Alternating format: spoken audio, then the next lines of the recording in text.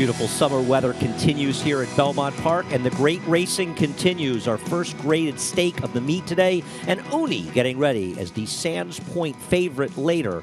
But she's going to have to deal with a tough field, including Defiant Honor, who will look to wire the field in the Sands Point. But it's not the only action we're going to look at. We're going to be all over the globe, heading up north to Woodbine for a pair of races during this card. We'll be looking at their Canadian and their Northern Dancer, all building up the Woodbine Mile later today.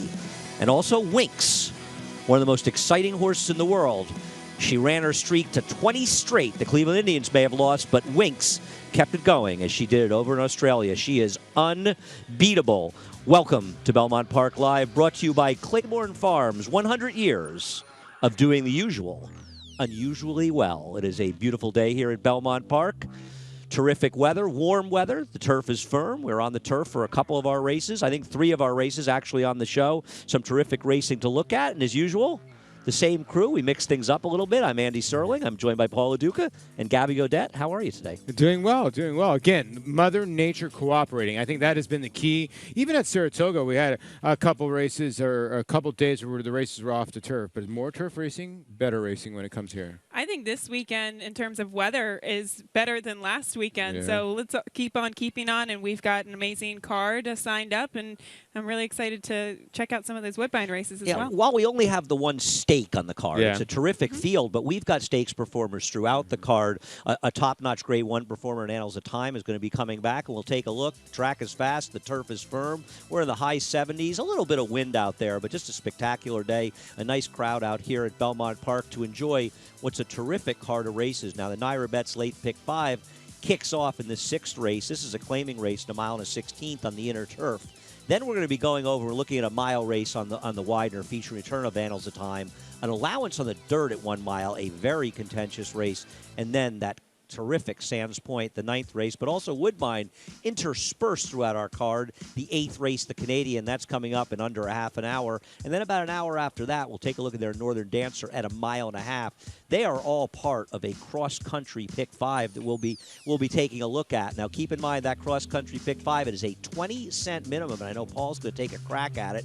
Starts with the Canadian, post time at 4:29. Then our 7th race, the 2nd leg.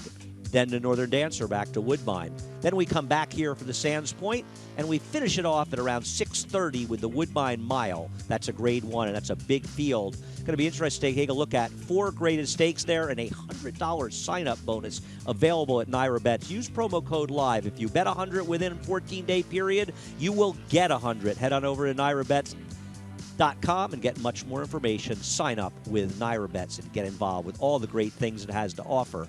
Horses are heading onto the track for race number 6, a contentious field. We'll start out with number 1, Jennifer's Legacy, going out for trainer Phil Serpy. Luis Saez has the mount. And she's had some sneaky treble trips in the past 2 starts and is well posted to the inside today. The 2, Stormy Alexis, goes out for George Weaver. Matthew Scherer, the owner. Joe Bravo in the saddle. I get that this horse is a player, but not your favorite. Way too many seconds. 8 seconds in 16 starts. The number 3 horse, War Canoe, goes out for trainer Gary Contessa. Dylan Davis has this mount. She's taking money, and she's one that's had a difficult time in getting past that non-winners of 2 lifetime condition. A long shot, the number 4, Ello Storm. 12-1 actually right now. Luis Reyes riding for Gail Goodwin. Yeah, this horse is getting bet a little bit because the Bug Boy is employed. Now I think this filly's going to get sent to the front and try to hold on. I apologize. That's Gabriel Goodwin. Excuse me. Silly Numbers. The 5 goes out for Jimmy Ryerson. Jose Lascano has the mount. Definitely has a shot in here, but all she's faced is restricted New York bred company in all of her career starts. We'll see how she fares against open company. The number 6 is Nile Princess, going out for John Toscano, Rosario Montanez in the saddle. The gate has been the thorn on her side. She has broken dead last or last in her last 4 starts, so hard to endorse at 31-1. The number 7, Gold Lace, comes up from Florida for trainer Mike Maker, ridden by Nick Juarez. And she's never been on a turf surface outside of Gulfstream, so curious to see how she translates that here today. Manny Franco rides the number 8 Weekend Hottie for trainer Dave Dunk. I think this horse is in pretty good form, and I know she's 1 for 23, but she got the job done in the Donk Barn. Rounding out the field is the number 10, Joyful, who goes out for Derek Ryan with Hector Diaz, the apprentice, riding. Good win, 2 back, and then last time sort of ran around the racetrack, but now drops back to where level she could be competitive. Good news. we're only part of the team up here. We have a fourth member of the team, and that fourth member is none other than Maggie Wolfendale. Thanks, Andy. And as Paulie was alluding to, number 2 in here, Stormy Alexis, she just fails to get the job done, and she really failed last time. I mean, maybe she did have some trouble in the latter stages of that race, but once again, she looks good physically. It's just she's unable to seal the deal here, and I'm going to look elsewhere and take a look at number 7, the new face in here. That's Gold Lace. 4 trainer Mike Maker. She is sharp. She looks great. She looks fit as well for her connections. And, you know, I think she's very intriguing here. I would like to see her save a little more ground than what she did in her last race. She was just hung out to dry for most of the running of that 2-turn 7.5 furlongs at Gulfstream Park. And as Gabby said, it'll be interesting to see what she does over this Belmont surface. It's a bit different than what she has experienced down at Gulfstream, and that, well, you know, Gulfstream's run on it all year round, and it's, well, a little bit more of a kind of, I hate to say chewed up surface, but a little bit of a rougher surface. These courses are pretty pristine that we have here at Belmont. Moving on to number 10, Joyful for Derek Ryan. I think, despite her last effort, which it was okay in the context of the field she faced, I think she looks better than what she did going back to the win that she had up at Saratoga in the maiden 40. I like what I see from this filly. Yes, she might look a little bit hot overall, but that's what she's looked like in her last 2 starts too. But just really carrying good flesh. She looks strong to me, liking what I'm seeing from this outside runner here, Andy. Well, it is an interesting race, and as you touched on with the 2 Stormy Alexis. Guys, what do you do with a horse with just 1 win in 16 starts, but 8 seconds, many at short prices? Well, I think, especially at 5-2, you try to go against her because she, I think, is very vulnerable. Look, she's a mare who, yes, got into a little bit of trouble last time out, but I did think it was more so everybody was making the one move at the same time, and she just kind of got caught up in that. But her lone victory was going 25 and change, 51 and change at Gulfstream at 1 1/16 on the lead. She's not going to get away with that today. No, she's not. The 4 in here is the horse with the pace at 18-1. Now, whether she's cheap pace will remains to be seen in here, but she's cutting back in distance. I think she'll get to the front end, and I think they let her roll a little bit. Stormy Alexis has to lay in that 2-hole. You know, Gabby makes a good point. They put blinkers on. They've run short, long, dirt. They've tried everything, and it's resulted in 8 seconds. I'm interested in the 1, Jennifer's Legacy. Paul, what do you think about a horse whose form seems to be improving? I like this horse. I like that the horse showed improving speed. I don't think the horse really wanted to be where she was last time. I think she needs more of a target, needs a little bit more pace. But I think she's a horse that can save some ground, and the cutback's going to help. I agree with you in saying that she needs a target, but I also think that she is better when she's more tactically placed because sometimes she finds herself too far off the pace to be effective, and I think this rail post position and kind of questionable speed in here will put her in the right spot. I know Gabby's interested in the 10, Joyful. This was a horse I made fun of you guys for liking back at Saratoga when she wanted 18-1. You made me look foolish. You may do it again, Gabby.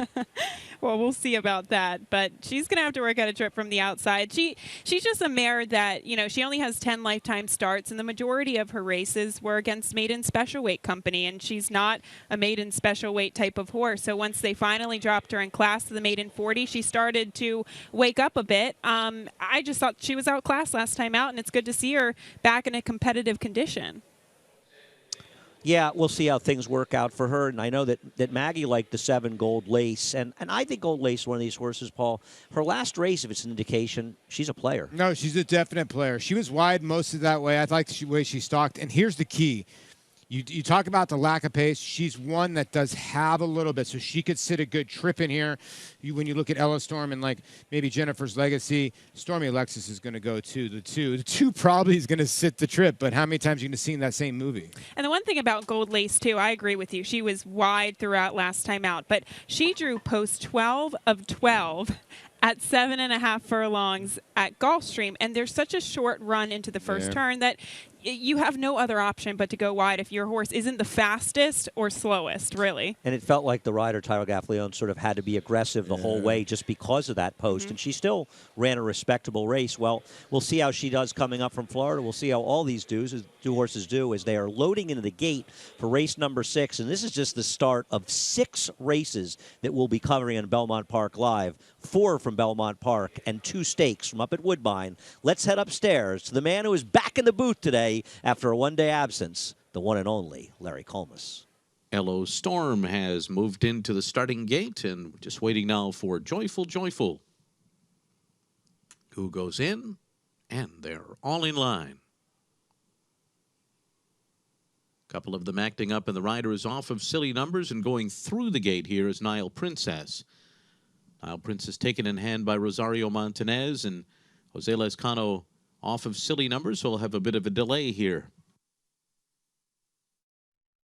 If Saratoga's any indication, guys, this might be a good sign for the 6 Nile Princess, who on paper looks like a big long shot. Yeah, about 4 or 5 horses broke through the gate at Saratoga. Only 3 of them won. Three of them won. You could tell right there, Rosario Montanez, yeah, that's Rosario right there. And that's Lescano on the 5. He looked like he might have got like a little Charlie horse there and bruised up a little bit. It just shows you how tough these guys are. And again, chain reaction here. Hopefully both of them are okay. Yeah, it looks like everybody's legged up back in the saddle, so hopefully we can get it going soon. And Nile Princess didn't run off at all. She broke the gate, so she didn't really expend any energy. We'll see how much she had to expend as we head back upstairs to Larry.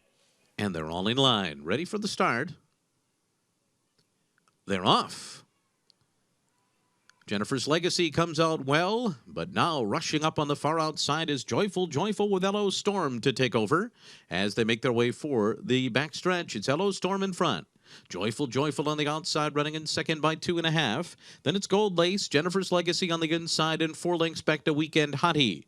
Stormy Alexis is 9 lengths from the front right now. The Nile Princess to the outside, War Canoe and Silly Numbers.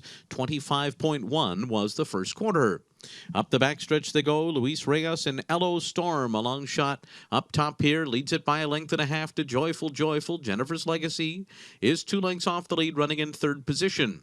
And then it's Gold Lace 4th by another 2.5. Weekend Hottie follows in 5th, 5.5 lengths from the front. The Nile Princess on the outside, and a covered up Stormy Alexis who's down toward the rail. At the back of the field are Silly Numbers and War Canoe. 49.54 was the half.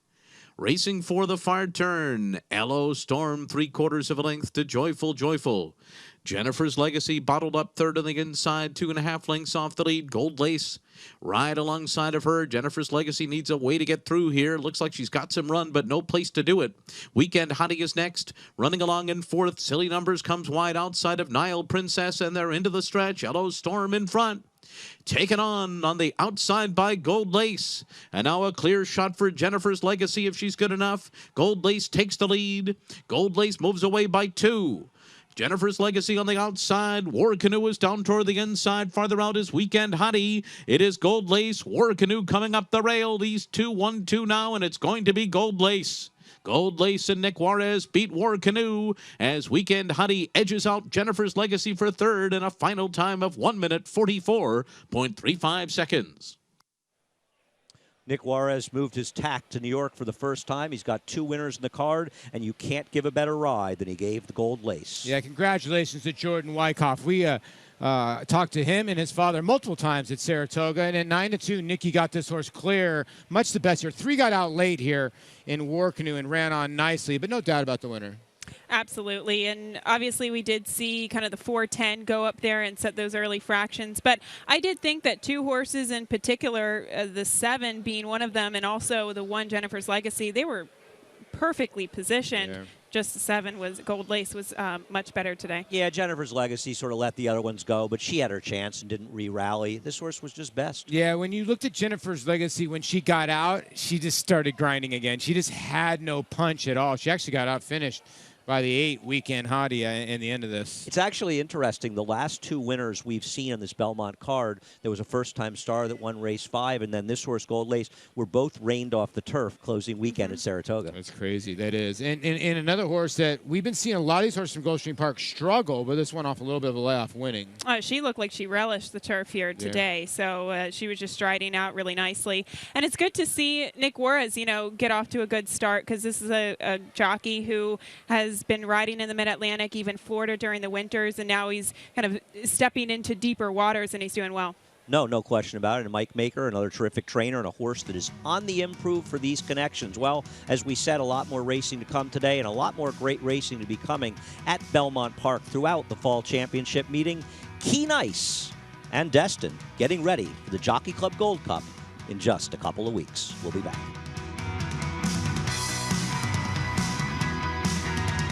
After siring the winners of last year's Grade 1 Test Stakes and Humana Distaff, Flatter is having another banner year in 2017.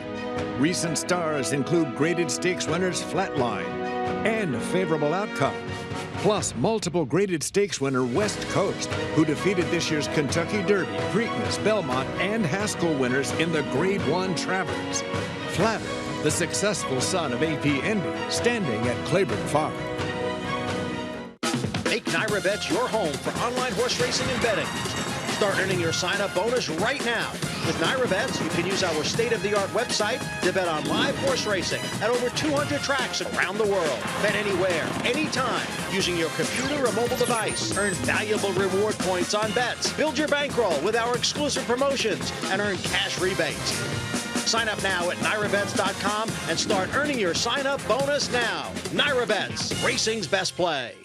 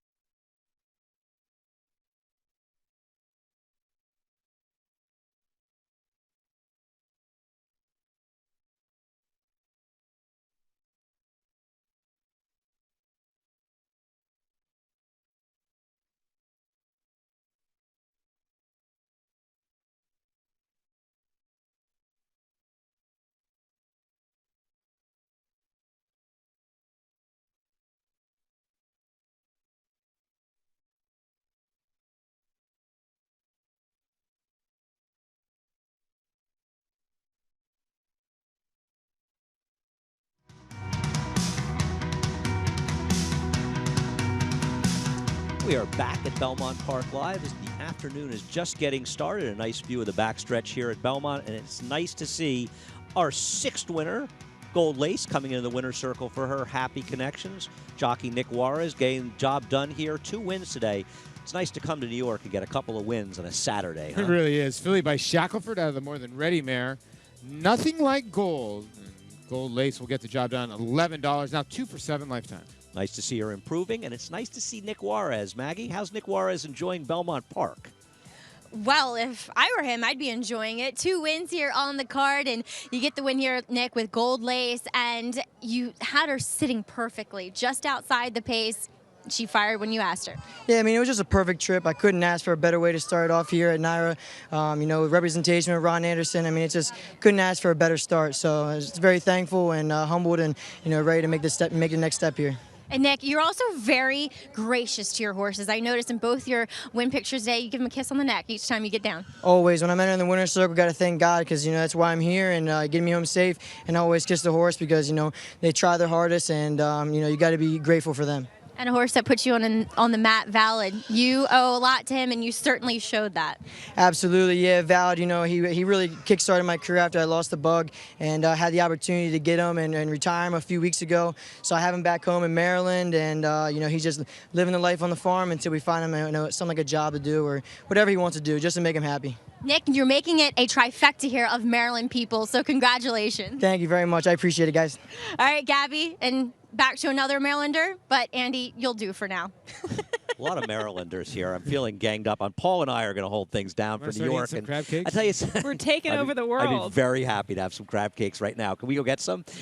It doesn't hurt for Nick Juarez also to be picking up Ron Anderson as his agent here, who has Joel Rosario's book, and Ron is one of the best legendary agents in the game, and I think they're going to do very well together. Yeah, Ron Anderson's been in this business for a long time, and he's won a lot of races, and he originally started with the late, great Garrett Gomez. He had Garrett for so many years, and then he parted ways with Garrett. He picked up Joel, and for him to pick up Nick is big, too. Different riders. You know, Joel's a different finisher.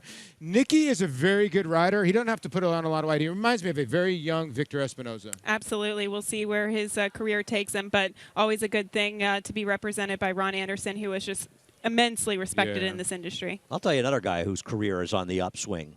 Wilfred Will Reed, the winner of the Saratoga Showdown. Loved reading about him as a nice press release if you head on over to NYRA.com and seeing how he won that. And that's going to be a really nice prize at the 2018 Belmont Stakes. 2 seats in the Champagne Room, programs, merchandise, $500 betting challenge. Great work by Will, and congratulations from all of us at NYRA. We look forward to seeing you at the Belmont Stakes. The Belmont Showdown, however, well, that's starting today. I know you guys are on it. I'm on it. I got involved. I blew out in the first race. I used the 1 instead of the 7. But you head on over to NYRA.com. Very easy to find, easy to play. I know we all had fun with it in Saratoga. Some good contests, some good prizes. If you're a NYRA Bets member, especially another reason to get involved with NYRA Bets, head on over. It's free to play, and it's a great deal of fun. Speaking of fun, whole lot of fun going to be late this month and early next month. We start having those Breeders' Cup preview races here in the Jockey Club Gold Cup, one of the greatest races run in this country. Keen Ice and Destin, Gabby, working out in preparation.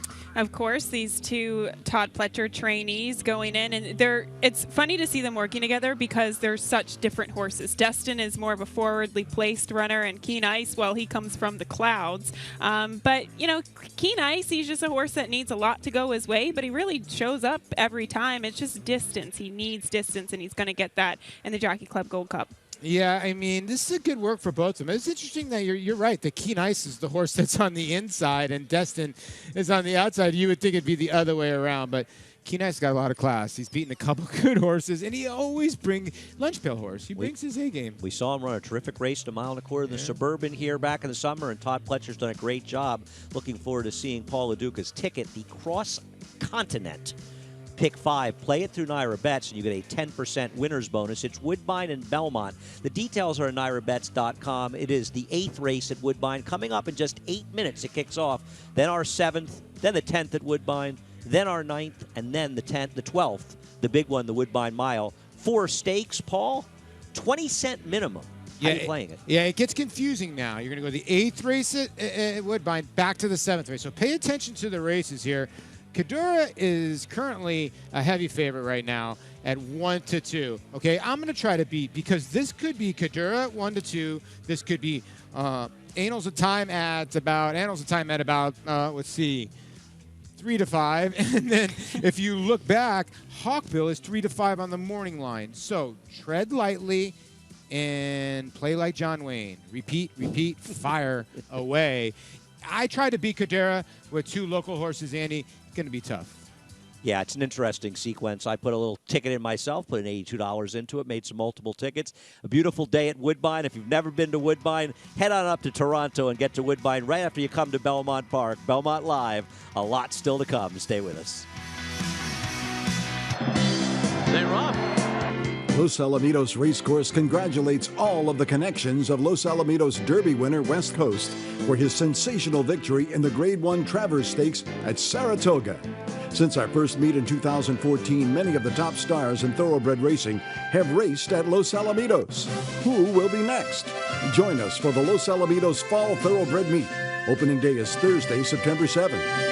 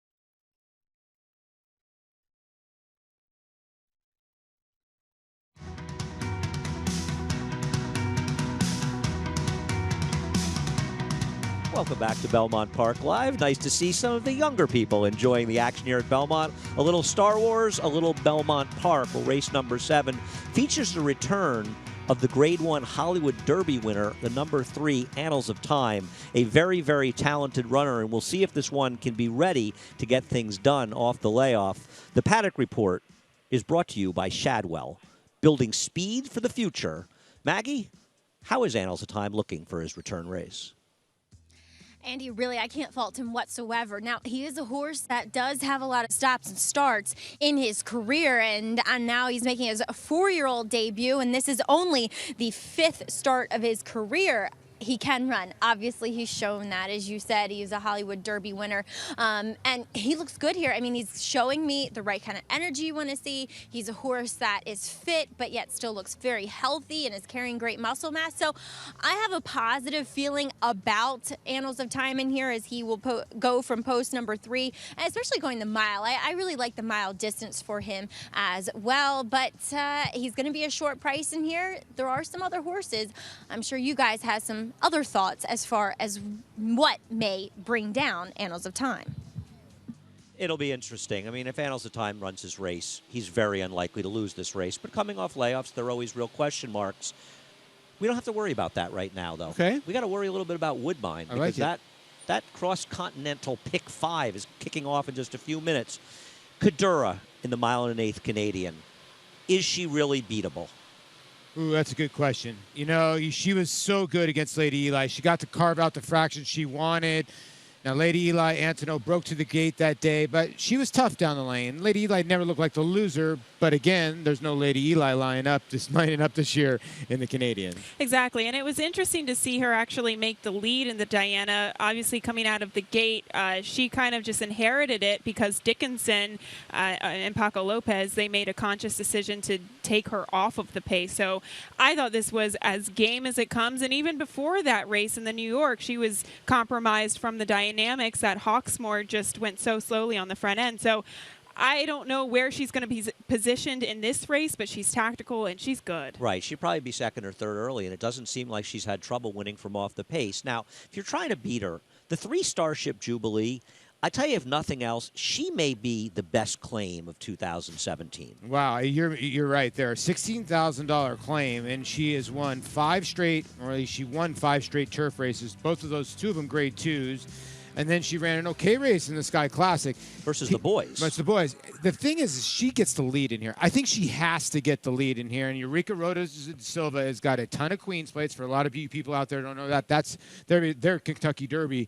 He is a money rider when it comes to Canadian riders. So and he's a good front-end rider. And, Gabby, you're familiar with her from watching her down in Florida, mostly in sprints. I can't believe that this 5'8" sprinter is effective at 1.25 miles and farther. So just the fact that they've kind of built stamina into her throughout her career is incredibly impressive. And I actually thought, even going against the boys in the Sky Classic last time out, she got a really questionable ride as well. She was kind of down on the inside. She let other horses kind of overcome her, and she was in that awkward position inside of 3 horses on the rail. So she just couldn't really relax in that position. But if she makes the lead, she might just be that good. It's interesting. We'll see how forwardly placed she is. Perhaps the 6 has some speed, and we're looking at Starship Jubilee. We're just talking about, we can't really control, we're looking at as much, but I do think we should talk about the 5 Alicia's World.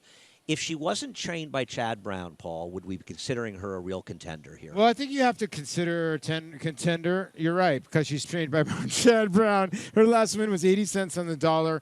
You just worry, or you wonder with her, is the 1 1/8 what she wants? It plays a little bit longer there at Woodbine. Both of her races, she's behind Dickinson. And we saw Dickinson in the Cadura backtrack where she didn't run well, but same company. Jury's out on this horse, but you do get Jose Ortiz, who traveled to Canada to ride. I just think she runs kind of respective to her company, and whether it's a grade 1 type of caliber field or a grade 3 or a grade 2, she just always runs that same race, and it's not necessarily a winning one. So I thought she got a perfect setup last time out. The pace kind of collapsed, and she closed from off of it. I'm going to have to go against here today, especially at 9-2. I think there are some other options here. You know, I'm looking at your pick 5 ticket, Paul. I used 8 in the last leg, the Woodbine Mile. You're tougher than I am. You only used 6. That's a tough race. It really is a tough race. I'm with you. I just think Annals of Time and is going to be tough to beat in this. And when you go back, maybe you could look at Messi, but Hawkbill in the Northern Dancer, man, his time form ratings just lay over. I'm taking a shot here. I do think the 7 has a little bit of a look. If you look at the 3 in here, Starship Jubilee, Involuntary has been right there and is in good form at this distance. And Josie Carroll is a very sharp trainer. She knows exactly what she's doing. No, she's a terrific trainer, and this horse is cutting back in distance, so got a little bottom, Gabby. And funny enough, we've seen kind of Canadian trainers as well have a pretty strong hand in this race over the past couple of years. And, of course, Josie Carroll, she does a great job everywhere. Well, they're loading in the gate. There's only a few horses left to load. Robert Geller will have the call from Woodbine in just a few moments. Ortiz move up. Just about ready, Southern Gem. And the other Stronach Stables representative Involuntary, and they'll be on their way for the Canadian Stakes. All in and locked up. And they're off. And the starter got them out in a perfect line. Involuntary from the outside, just in front. Away very well is Starship Jubilee for the lead, and in the centre goes Southern Gem. They're the top trio. A length away, Kadura settles fourth along the inside, and back in fifth placing, Grizel taken a hold of. Alicia's World is second last, and 1 length away last is Moonlight Sky. Racing out in the lead is Involuntary from the outside gate to the hedge, and leads by a length and a half. Starship Jubilee second, Southern Gem a half away third. Kadura handily placed fourth on the inside. A length away, Grizel. 1.5 to Moonlight Sky, and now the trailer is Alicia's World. Racing about 6 lengths first to last, and showing the way nicely Involuntary. Involuntary in front for Gary Boulanger by a length. Starship Jubilee, Southern Gem, no change to running order. Kadura is 3 lengths off the lead in fourth on the inside. A length and a half away came Grizel, and behind them Moonlight Sky, and the trailer at this point is Alicia's World. They swing off towards the half mile, and Involuntary in front by 3/4 Starship Jubilee. Moving up on the outside is Southern Gem. Kadura waiting in the wings. A length away came Grizel from Moonlight Sky and Alicia's World. They start the run down towards the final 5/16, and showing the way is Involuntary, pressed by Starship Jubilee. Kadura sneaks it for a run, looking for an angle off the inside. Under pressure, Southern Gem. Grizel coming down the centre. Opening comes for Kadura. Starship Jubilee took over, tackled by Kadura, and Junior Alvarado comes now for the lead to tackle Starship Jubilee. Grizel on the outside. Starship Jubilee is still in front. Kadura trying to level. Starship Jubilee is holding Kadura just for a moment. Now Kadura finally gets the upper hand. And the final 16th going on to win with something in hand. Kadura, Alicia's World came out the ground for second. A weakening third, Starship Jubilee. But a game effort, and then Grizel in the Canadian Stakes.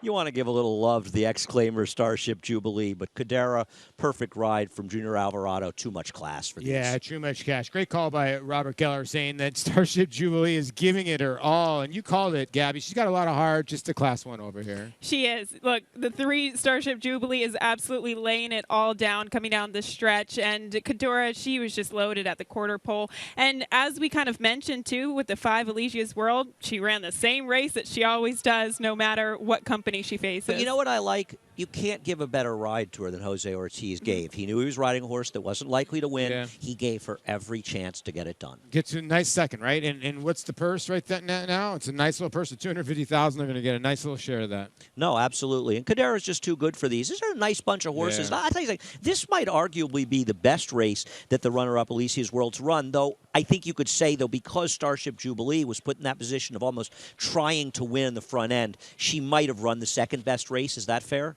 Well, given the way that the pace kind of collapsed in front of her, obviously we saw the 7, who was kind of a long shot. She set the pace, and she just faded. And the fact that Starship Jubilee just hung in there in the late stages, I think that she probably ran the stronger race. Let's talk Breeders' Cup with Kadura. You got to think they're looking to take a shot. 1 mile and 1/8 out at Del Mar for the Breeders' Cup Filly and Mare Turf this year. She's shown she belongs. Yeah, she does, because she has a rating here at 1 mile and 1/8. I think if you go a little bit farther, maybe she doesn't. So at 1 mile and 1/8, yes, she does very much so. And her trainer has done well on the big stage in Grand Motion. And you're putting horses like Lady Eli, Dickinson, other horses like that in the conversation of the Breeders' Cup. Why not her? She keeps on improving, and she's effective against those types of fillies and mares. And she's a tractable horse. She has the speed to go to the front end, but she shows in a race like this she can rate. She's a very, very talented filly. I don't think either of us are saying that she's going to win the Breeders' Cup Filly and Mare Turf, but she certainly deserves a chance. Yeah, 100%. Well, it's not the only big race we've got coming up. Hopefully, you played that cross-continental pick 5. You used Kadura. You might have used the other, but you used Kadura, so you're alive. The second leg is coming up in just under 10 minutes as the horses for race number 7 are making their way to the track. The one toughest hombre goes out for Tom Albertrani with Manny Franco. Good rail post position here today, but has kind of lost that speed that he used to have in his back form. The number 2, waiting for the number 2 to come out. There's Cerese's Prince going out for Danny Gargan as Nick Juarez looks for win number 3. Another horse that brings some speed to the party. They put blinkers on 4 starts ago and has helped 2 starts, last 2 confusing. Number 3, Annals of Time, the heavy favorite, Chad Brown, Javier Castellano. On his toes and looking ready to roll after his Grade 1 victory in the Hollywood Derby last out. Number 4, Mr. Maybe, goes out for John Toscano, Joe Bravo. Claim 2 back and in for the 62.5 tag at 20-1. I think the gray should be a little bit higher than that. The long shot Total Tap is the number 5, goes out for Steve Asmussen, Irad Ortiz. Limited turf tries as well, and will have to really step it up to win today. Eric Cancel has the mount on the number 6, English Minister for Mike Trombetta. Laurel Invader that brings some speed to the party for Michael Trombetta, who can get one ready. Does have 5 races at Belmont, no wins. Currently 24-1, and they call him the Kid. Rosario Montanez up for Robert Falcone. And first off the claim for the new connections there, Robert Falcone had a win yesterday and today, continuing that momentum, hopefully. The 8, Cluntia, Jimmy Jerkins, Rajiv Mirage. Nice record here at Belmont. 3 of the 4 wins here in 6 starts with 2 second-place finishes. The number 9, Gio's Calling, goes out for Brian Lynch, Luis Saez. Surely not impossible here, and he can be tactical. Definitely has a shot against this field. And Jose Lizcano rides the Speedy Black Tide for Dave Canizzo. Speedy's not the word. Look for this horse to be way in front. He doesn't like to separate. He likes to really separate 6 or 7 lengths. We're just 3 minutes away from race number 7, the second leg of the cross-country pick 5. Can Annals of Time get it together in his first start? We'll find out in just a few moments. Shadwell Farm, home to world-class stallions, presents 2 young stars. Mo Heyman, undefeated 2-year-old, multiple graded stakes winner at 2 and 3. A dazzling son of Tappet, winner of his first 5 career starts, 4 in graded stakes. Grade 1 winner, Tamarcuz, winner of the Breeders' Cup Dirt Mile. This son of Speightstown was a top international miler that earned over $1.8 million. Shadwell Farm, building speed for the future.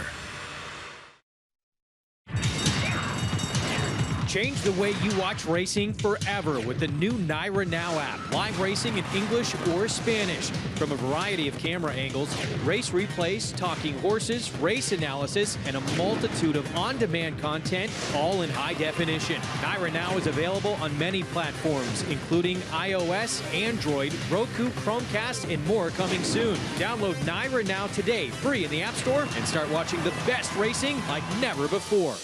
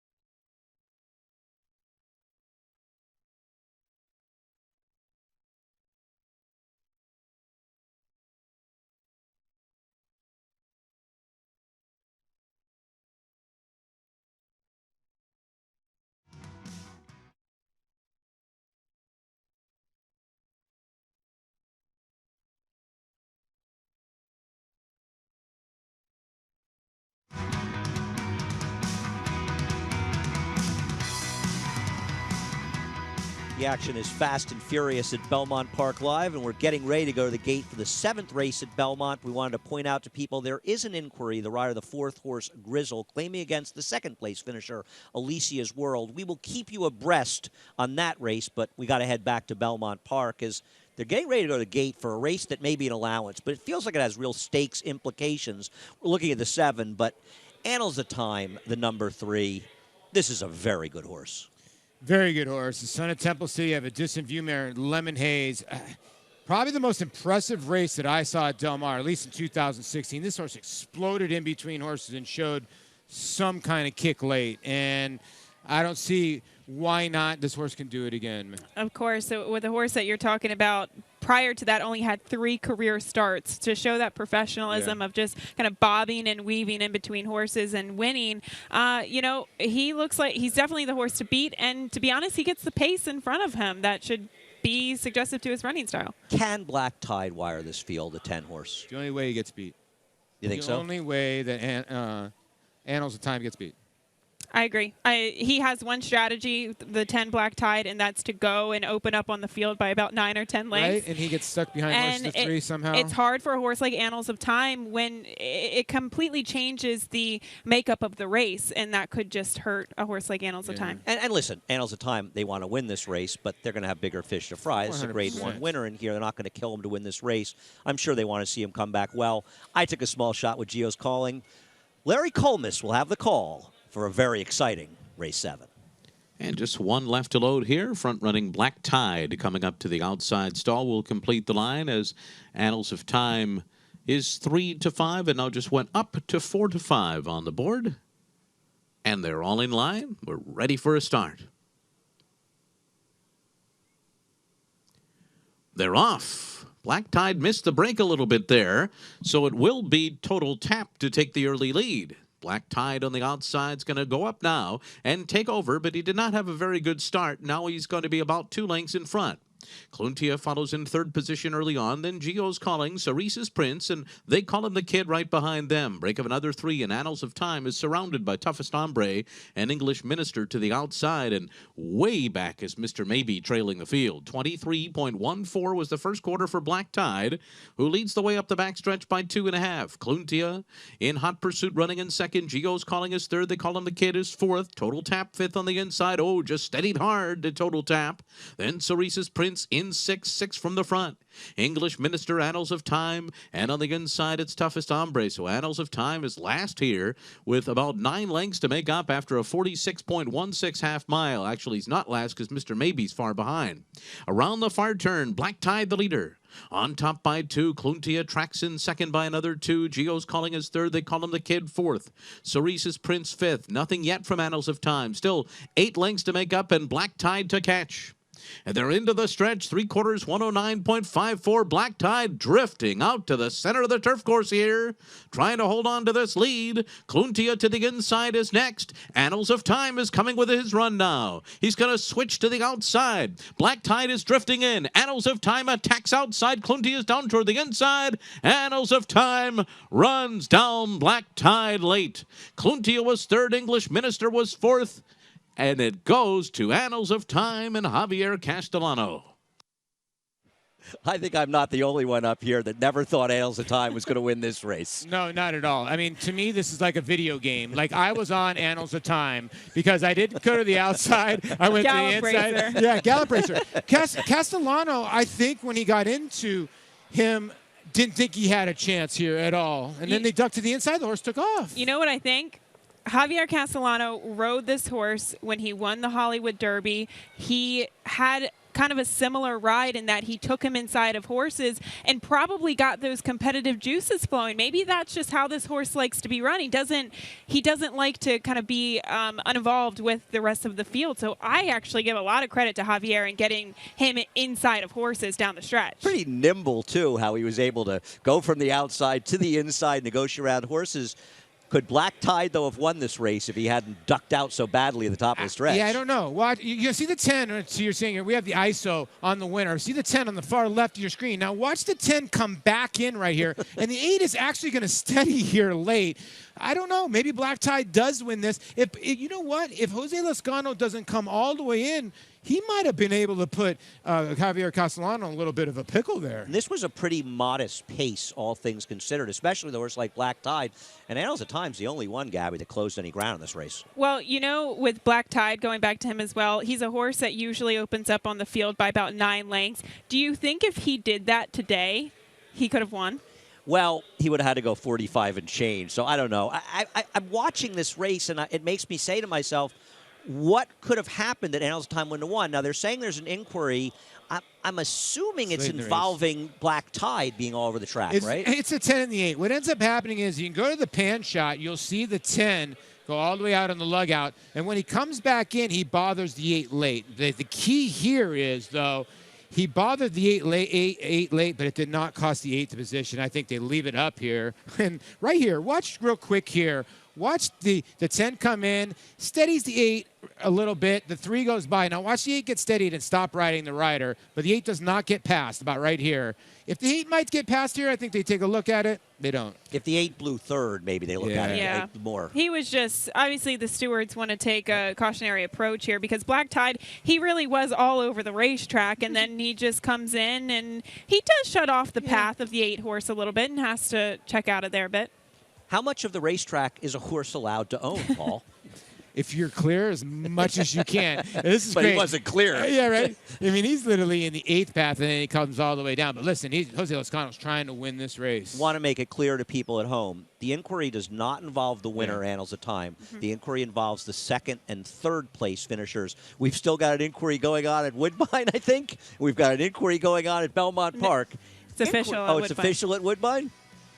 Ah, good news. We have results at Woodbine. We've got an inquiry for 2nd and 3rd at Belmont. The action never stops on Belmont Park Live. $280 to win on Cadura. No show wagering, but more importantly, hopefully everybody is still alive in that cross-continental pick 5. So much more to come. 2 graded stakes, one at Woodbine, one at Belmont Park, and a terrific dirt race at Belmont Park. Belmont Park is not the only place the action or Woodbine. Winks. The Cleveland Indians lost last night, but Winks made it 20 in a row.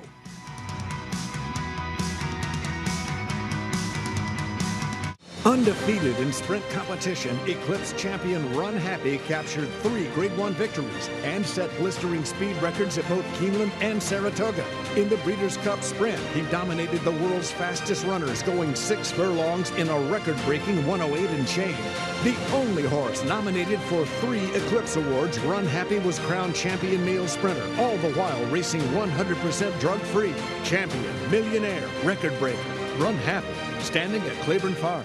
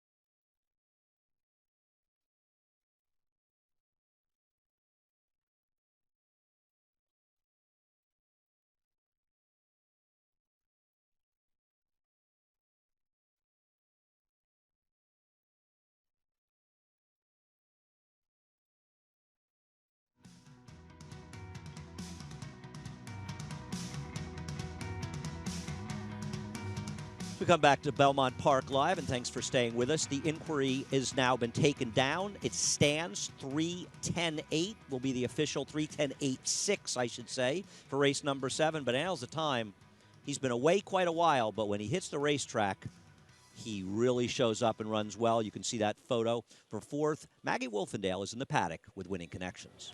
The winner. And you always like to call the winner's circle the paddock. It's okay. You don't make it down here that much. But joined by Chad Brown here, conditioner of Annals of Time, and you surely had him ready. Few anxious moments down the stretch, but pretty masterful ride by Javier. It was, and really thanks to my team. The team here at Belmont, led by Shree, and all summer we left him down here, and you know, took our time getting him back. And you know, he's a horse that we obviously think a lot of. He won a Grade 1 last year, but didn't come out of the race well. Owners are patient and took our time, and now he's back. And will it be on to Stakes Company again? Oh yeah, this was just the first race back. I thought a mile might be a little short, but I love the way he ran today. Opens up a lot of options, maybe at a mile now. And you also had a nice 2-year-old looking winner earlier, Rushing Falls. She came from last to first with a big run. Was she showing you that she had a lot of promise? Obviously, she had. The board said so. Yeah, we thought a lot of her all summer.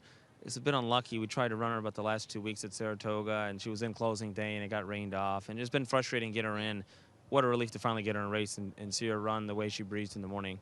Do you think about the Miss Grillo? I know it's kind of a short turnaround. Yeah, because she missed those races in Saratoga with weather, it puts us in a bad spot. We'll think about it. More likely the Jessamine at Keeneland now, just from the timing. All right, Chad. Well, congratulations with both your runners today, and good luck with Uni later. Thanks, and thanks for the umbrella here. We had good coverage down here in the winner's circle, Andy. Thanks, Maggie. Yes, it's the winner's circle. I confuse it with the paddock. They look so similar. Annals of Time gets it done, 360, 4-5, an impressive performance. Black Tide continues to run well for Dave Canizzo to get second. I think you got to give some props to Black Tide. Gabby and I were talking off camera. I thought the horse ran okay for getting left in the gate a little bit. And I know Andy and I talked about this earlier, too. I know Annals of Time should have won the Hill Prince, but I think in hindsight, Chad's probably happy that he didn't because it made him eligible for this condition. This is a perfect race to bring a horse back off of a long layoff. If you're going to lose a $500,000 race, at least there was a silver lining in this case. Well, there's a silver lining in everything over in Australia where there is an absolutely fabulous racehorse. And Winks, you're going to see her break from the inside. She's the number 7. Just a devastating performance for win number 20 in a row. And red excitement, the first out from Ecuador with McIntosh quickly into stride. Fox Play is going to take a prime position in 4th. A couple further back to Happy Clapper. 2 further back to Winks, who doesn't have any runners around her. So Bowman can just put her wherever he likes as they race down the side of the track. Further back to Heavens Above and McCreary, the last one. And would be about 9 lengths off the leader, which is red excitement. He's going along at a strong enough speed. 2 lengths clear from Ecuador. McIntosh position 3rd on the rails. 2 further back to Fox Play. 3 lengths then to Happy Clapper. 3 lengths to the champion Winks, who's got 2 behind her. Heavens Above and McCreary as they stroll along the side section of the course. 800 metres to run. Red excitement 2 lengths clear from McIntosh and Ecuador. 2.5 further back to Fox Play. Similar margin then to Happy Clapper. Winks is still 2. 3 further back behind Happy Clapper. Boy, she's giving away a big start. Then Heavens Above and McCreary's last of all. Par really starting to up the ante, coming around the turn on Red Excitement. Boy, Winks is still 3rd last. Red Excitement swings in front of McIntosh. Here comes Happy Clapper and Fox Play, and now the champ gets going down the outside. Red Excitement being tackled by Happy Clapper, but Winks is chiming in. Here we go again. Winks from right out the back powers away from Happy Clapper and Fox Play, and the champ makes it 20 in a row. Winks goes on to win it from Happy Clapper. Fox Play a distant 3rd, followed then by McIntosh, McCreary, Heavens Above.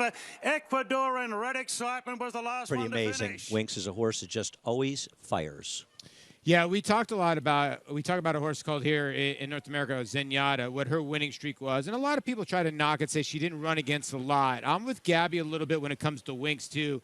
You win 20 in a row the way she wins them, not on the front end, going around horses with a devastating kick. And it's interesting that you were kind of comparing her, not so much, but to Zenyatta, just because of the streak that and campaign they had. They're both of these fillies and mares obviously were by Street Cry, so kind of a similar pedigree there. But Winks, I don't even think that like the leaders even see her coming.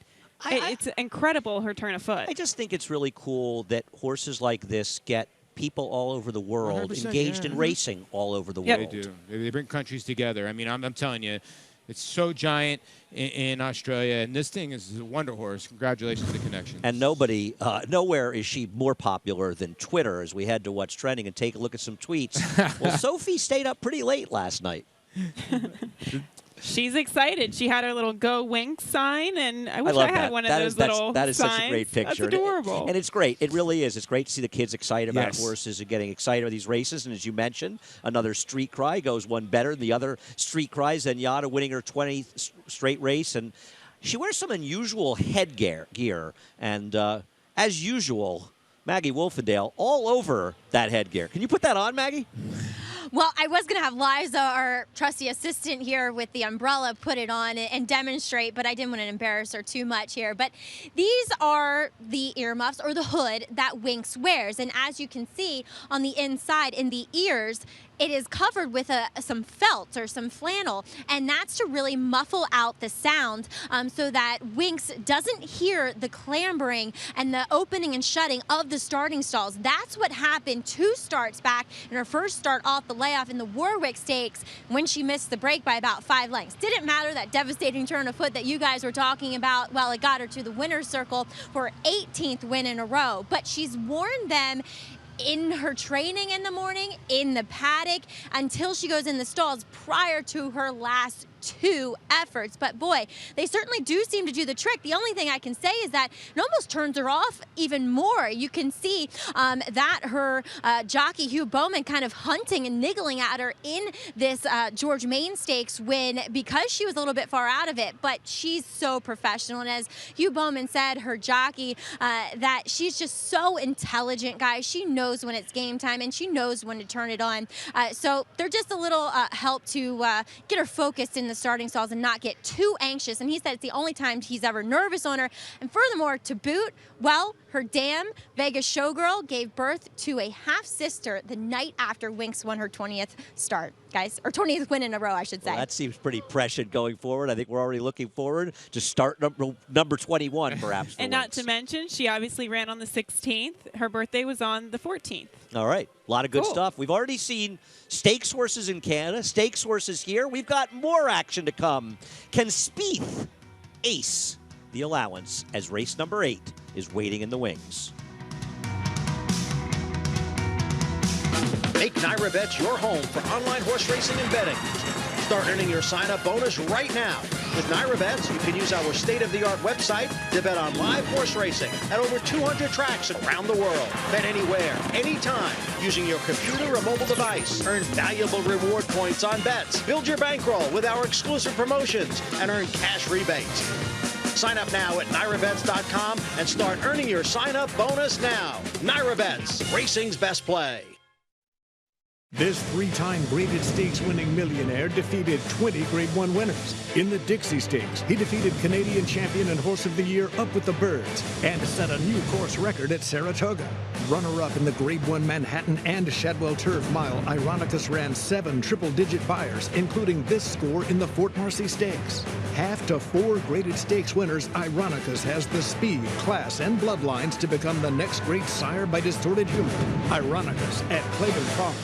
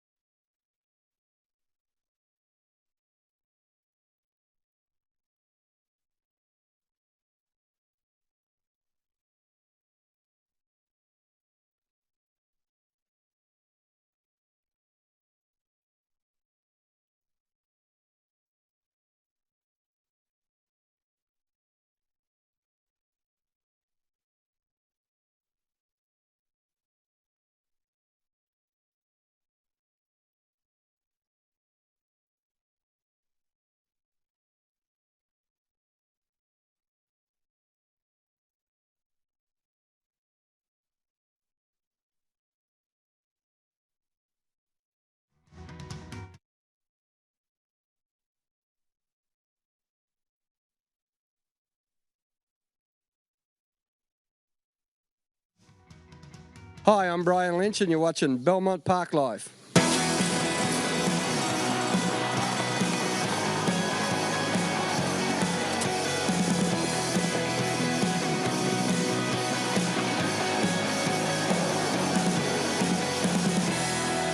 As much as we've already seen in the first half of Belmont Park Live, there's a lot more great action to come as Belmont Park Live is brought to you by Claiborne Farms, 100 years of doing the usual unusually well. Guys, Andy Serling, Paul LaDuca, Gabby Gadet, been great so far and even greater to come. Yeah, we got some good racing in late pick 3 here at Belmont. And to me, I thought it was a very good card. This race is very difficult now. To me, I had to use 4 or 5 to get out of this race. We're not going to see any more odds-on favorites the rest, at least this card. Exactly, and we already did see a couple of short prices deliver, but sometimes favorites are your friends in those multi-race bets because you can kind of load up in the latter half of the card. Well, chalk eaters like Paul LaDuca and I are live in this cross-country pick 5. $100 sign-up bonus available at Naira Bets. Yet another reason to be getting involved in Naira Bets, the industry's ADW. Use promo code LIVE. Bet $100 over the 14-day period and get $100. Head on over to NairaBets.com for more information. Race number 8, our lone race, will be showing on this show on the dirt, but this, guys, is a very good one. It's a flat mile, and the pace figures to be hot. Yes, and we have some interesting horses, of course. We have the 2 Meantime sent out by Brian Lynch, who comes out of a very good race last time out. But Faja, the 4 for Todd Pletcher, well, he was explosive in his maiden win, but that was a long time ago. And then the 11 horse on the outside taking the money, Spieth. 7-2, tough read, but a horse obviously named after the golfer. The blinkers have gone on, and he's turned the corner a little bit. As you're looking at the 2 now, Meantime, tough beat last time when he got beat last. I thought he was giant. He just got run down late. Is there good mojo for trainer Brian Lynch, though, for doing the rejoiner and coming on our show? I would hope so. Right? Yeah. I think there should be. He ran very well in this race, Gabby. No, he does. I mean, Gabby, he takes over the lead. It's almost like we always say he wins the battle, but he loses the war. He sort of had to battle that horse on the inside. He just gets tagged. Exactly. And I don't really think he wants to go 1 mile and an 8. So I like the turn back in distance for him today. But he did all the dirty work. He was part of the pace that did subsequently collapse. We see the winner Race Me Home. He came from out of the cloud. So I think with the turn back in distance, I mean, the last time that he sprinted really was at 7/8 down at Gulfstream back on the 1st of April, and that was a very speed favoring track. He traced time to travel around there. I think he's sitting on go, and if you liked him last time, why wouldn't you bet him today? Are you comfortable with the prospect of him winning this race rating? Good question. I was just going to ask you that. That was my next question. Can he pass a horse? And I'm wondering if he can. Now, does he have to in here? Hammer and Aimer coming out of longer races. Might not have to, except Spieth, the 11. He has some good speed. What about the 4 Faja? Or Faja, excuse me. Isn't he potentially? He's hiding behind a tree, doesn't want us to see us. But he may not be hiding in this race, Gabby, because he very well may be in front. Exactly, and this is a look at his debut performance that was down at Gulfstream, but this was on the 17th of December. He was dominant in this field. But what did he beat? We saw a lot of horses in that field come back to either try turf or drop to maiden claiming company. I mean, it really wasn't a strong field. And another thing, Paul, that I was concerned about, I mean, this is December, a first-time starter for Todd Pletcher, and he was 6-1, a little cold. No, I'm with you. And the other horses he was battling with at the time were 25-1 and 40-1 Andy early. So to me, he was basically in the front end. Todd has good numbers, you think? 60% on this month. 60%'s a little. Gabby, you made him be able to say great here. Great. And he won with a horse somewhat like this. And the Son of Bunny Meister, again, was impressive, but didn't beat much. I think he's going to have to step up. I don't think you should take 2-1. The Paddock Report is brought to you by Shadwell Farms, building speed for the future. Maggie Wolfendale down in the paddock. Maggie, is Faja ready off the layoff? I would say so, Andy, in regards to Faja coming off of that long extended layoff since December. And I totally had the same thoughts about him as you guys did in regards to that first race that he ran. It was impressive. He put a lot of distance between him and that weak field, as we can kind of term it now. He's pretty fit. The thing is Todd's very good in these situations. The only other thing with him, though, is that how is this race going to play out, as you guys were talking about? Because to me, I would almost prefer him coming back going maybe 6 or 7/8. I know he's a son of Bodemeister, and they tend to be those smaller, kind of shorter coupled horses that can run over a distance of ground. But I'm just a little bit dubious about the distance coming back off that long layoff. Next, we'll take a look at number 2, Meantime, whom in his second race in the latter half of his 3-year-old campaign here looks a lot better. He's put on a lot of muscle mass. He's a stronger individual. The thing with him, though, is when you think about the pace in this race, he's certainly the one that touts himself as a front runner. I mean, he just gets himself very revved up. He's always on his toes. So with that being said, I like the mile. I like a flat mile for him. I think he ran very, very well going 2 turns, a mile and an eighth at Saratoga. I don't think that's necessarily his optimal trip. So I like meantime here. And then quickly, a quick note on number 1, Harlan Punch, who comes out of that starter allowance race. First off, the claim for trainer David Jacobson was the first time he was wearing that extension blinker. Usually I say I don't like it, but it certainly did the trick with Harlan Punch. So you see that right eye is completely covered up, guys. Thanks so much, Maggie.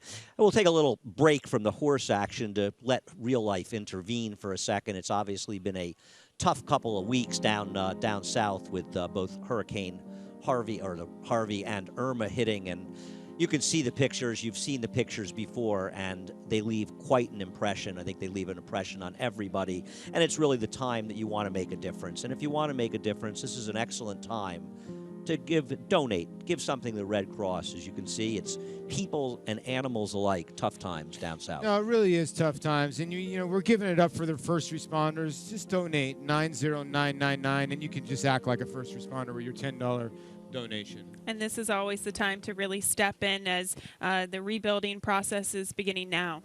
Absolutely. Horses are leaving the paddock for race number 8. And we've talked about this race quite a bit, and we'll talk about it a little bit more as they're heading out the track. It's going to be very interesting to see how this race is run. And this race is an allowance, but they're stakes implications. These are potentially stakes quality animals. No, Meantime is a horse that if he can make another step forward off that layoff, off that good race, he's a horse. I know that they've liked Spieth, the 11, for a long time, and then we'll see how good Faja is, the 4. The 1, Harlan Punch, goes out for trainer and owner David Jacobson. Joe Bravo has the mount. I made a little bit of an equipment change there last time out, first off the claim, and proved to be successful. The man on the hour, Brian Lynch, saddles Meantime, the number 2, Luis Saez. Good effort last time. Just got tagged by Race Me Home. I think the cutback in distance will help this son of Shackelford. The number 3, Hammer and Amar, improving for Rudy Rodriguez with Jose Lezcano. Had a good win a few starts back and should be able to sit the trip right behind some of those early speed types. The current favorite, Awful Layoff, the 4, Faja, Todd Pletcher. Javier Castellano is their awful layoff, and they're slowly heading down that chute as they're going to be heading the racetrack right now. We're still taking a look at the 3, Hammer and Ammon, and there's the 4, Faja. Yeah, son of Bodemeister was impressive first time out in 11-horse field at Gulfstream Park, but hasn't been seen since December, but currently your favorite for Herald Ventures, LLC. Stargazers may like the 5, Cassiopeia, for Mark Cassie and Rajiv Mirage. And has never actually tried the dirt before, so trying that for the first time and has some nice workouts in the morning to suggest he might like it. Narrow loss last race for Dave Canizzo's Black Tide. He's back again with Battle Midway with Manny Franco in the saddle. You know, Battle Midway's in pretty good form. He runs his races upside down. Look for him late, although his races at Belmont, not that good. Rudy Rodriguez's other entrant in the race, the number 7, Vincento, with Nick Juarez looking for win number 3. He's capable of decent races, but he's coming off of a very subpar effort last time out. Angel Arroyo is 1 shy of 1,000 wins. He rides the number 8, Dogtown, for Antonio Arriaga. Big long shot here, but at least this gelded son of Stephen Gaudiven has a little pace and does have a win here at Belmont. The 9, Clubman is scratched. That leaves the layoff horse, the 10, Miles of Humor, saddled by Ralph Nix with Eric Cancel in the saddle. Off the layoff, and a first-time gelding is going to have to really reach back to a big race here. 3-1 on the outside for the 11, Spieth, Kieran McLaughlin, Irad Ortiz. Is he going to be the main speed? He went wire to wire last time out, but at 9 furlongs, where does that put him on the cut back to the 1-turn mile? A lot of questions remain to be answered about race number 8. One of the biggest ones, though, is how Faja is going to do coming off the layoff for the Saratoga training title winner, Todd Pletcher. Grade 1 winner Lee traveled the world competing against the best of his generation. A graded stakes winner on both dirt and turf, he set a new track record in the Grade 1 Don Handicap and retired with earnings of more than $2.3 million. With his much-anticipated first foals hitting the ground this year, the sky is the limit for this promising young stallion, Lee, at Claiborne Farm. Make NyraBets your home for online horse racing and betting. Start earning your sign-up bonus right now.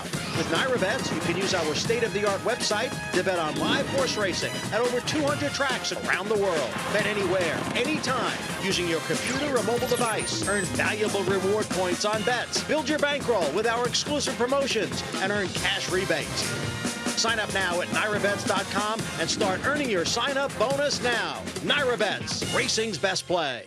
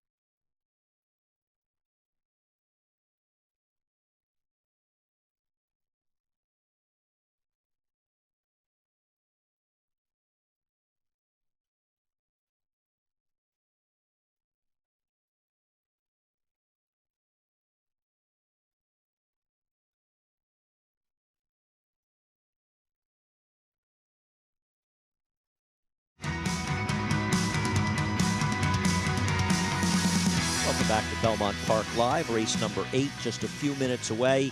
You're looking at the 11 Spieth. Guys, 3-1 coming off that maiden win? No, thank you. Maybe? I don't know. I'm thank you, so I agree. I'm not his fan just because last time out, he went wire to wire, going 2 turns, 9 furlongs at Saratoga. He draws the outermost post position. Can he make the lead? I like him. I liked him going 2 turns. I think he can kind of use his speed more effectively. I don't like the cutback. He rode a gold rail last time as well. You know I love to talk about a gold rail. I know you love to talk about it. I love this horse today. How about that? Really? Do you? Yeah, I'm like sorry, him. Paul. I like him because I thought he was okay here. Like I said, he won a mile and an eighth. His races progressively have gotten better and better. They put blinkers on him 3 back. And I think he can sit at least outside. You look at Dogtown, the 8, not much speed besides him. I think he doesn't get hung too wide in here. Now he's got to beat the inside horses, but I think he's got a shot to repeat. But what if Meantime is quick out of the gate? I mean, clearly he draws from post 2. Spieth is way to the outside. Do you think he's a horse that can effectively rate? He's going to have to. I think Meantime goes towards the front end. I think he's the fastest horse in here. You look at some of the other cheaper horses, maybe Dogtown, some other horses go to the front end. Then Meantime's going to have to rate. That's why I think Spieth, can. That's my gut, especially after that mile and an eighth race. I think the horse will be able to sit behind horses. Well, Gabby and I don't like Spieth. Paul LaDuca likes Spieth. Maggie, you want to break the tie or make it a tie? I think I'm going to have to keep it, I'm going to have to break the tie. I like Spieth, but I like number 2 in here, Meantime, a bit better. Spieth, to me, though, got a great warm-up. I like the way he cantered over to the backside here beneath Irad Ortiz. He's a horse I respect, but I think dynamics are not going to be in his favor. And this is a big step up against winners for the first time. I'm going to side with a horse that, well, it's a little bit of lesser value in Meantime, but at least he's been through the paces. He, has faced winners. He's battle tested, and he does get himself revved up. But like I said, the turn back and distance, it suits his kind of personality and the way he likes to run his races. Andy. A lot, Maggie. We'll see what happens here. The 3 Hammer and Amarin goes out for the same connections as American Pharaoh, the Zayat stable. So we're improving for Rudy Rodriguez. See, I can't understand the price. Now, listen, Spieth. Do I like Spieth? Yes. Not at 5-2. Right. The 3 should not be 8-1. I think this horse got a couple of races to go to that this horse can be very competitive in here. Of course. I mean, you look at who he's kind of keyed up against last time out over the good track. He kind of showed that speed. I do think that he's one that prefers to have a target. I thought it was a decent race against the big fundamental, who's okay. He did have a perfect trip, though, when he won at Belmont. It was kind of a two-way duel in front of him, and he sat in the catbird seat and let everything unfold in front of him. Maybe he gets the same trip today, though. The number 6 horse in here, Battle Midway. This is my upsetter. If this race falls apart, isn't he the best one able to take advantage of a fast-paced collapse? I would say so. Him and Vincento, but he's a better horse than Vincento, the 6 than the 7. So his horse will be finishing late. Yeah, we could see him. Obviously, that pace will have to come back to him because he's, other than that, maybe not the most likely winner in here. It's interesting in this race how many of these horses are turning back from those 2-turn mile and 1/8 to a 1-turn mile at Belmont Park. We'll see which ones are able to take advantage of it the most. The horses are loading in the gate. It's race number 8. It's an allowance, non-winners of 1. But this is a very strong allowance race, and I think it's going to have stakes implications down the road as we go upstairs to get the call from track announcer Larry Colmus. Miles of Humor has moved into the starting gate. Just waiting for Spieth. Spieth coming up to the outside stall. Will complete the line here. Steps forward and in. They're all in line. They're off. Cassiopeia a bit slow to begin. And meantime is going out to the early lead. Hammer and Amr away running in second. Faja's third. Spieth is fourth on the outside of them. These 4 out the best, followed by Miles of Humor in fifth. And rushing through on the inside is Harlan Punch. Battle Midway is in between horses. Dogtown is there on the outside. Then Cassiopeia, Vincento, last up the backstretch. Up front, it is Meantime and Hammer and Amr, 23.55 the quarter. These two a half length apart. Harlan Punch is 2 lengths off of them. Spieth is fourth on the outside. Then it's Faja, Cassiopeia coming through on the inside. On the far outside, Dogtown. Miles of Humor is there. Faja's really dropping back now through the field. Then Vincento and Battle Midway on the inside. So they passed the half-mile pole. They've run a half in 46.86 seconds. Meantime is the leader. Hammer and Amr on the outside continues to press in second.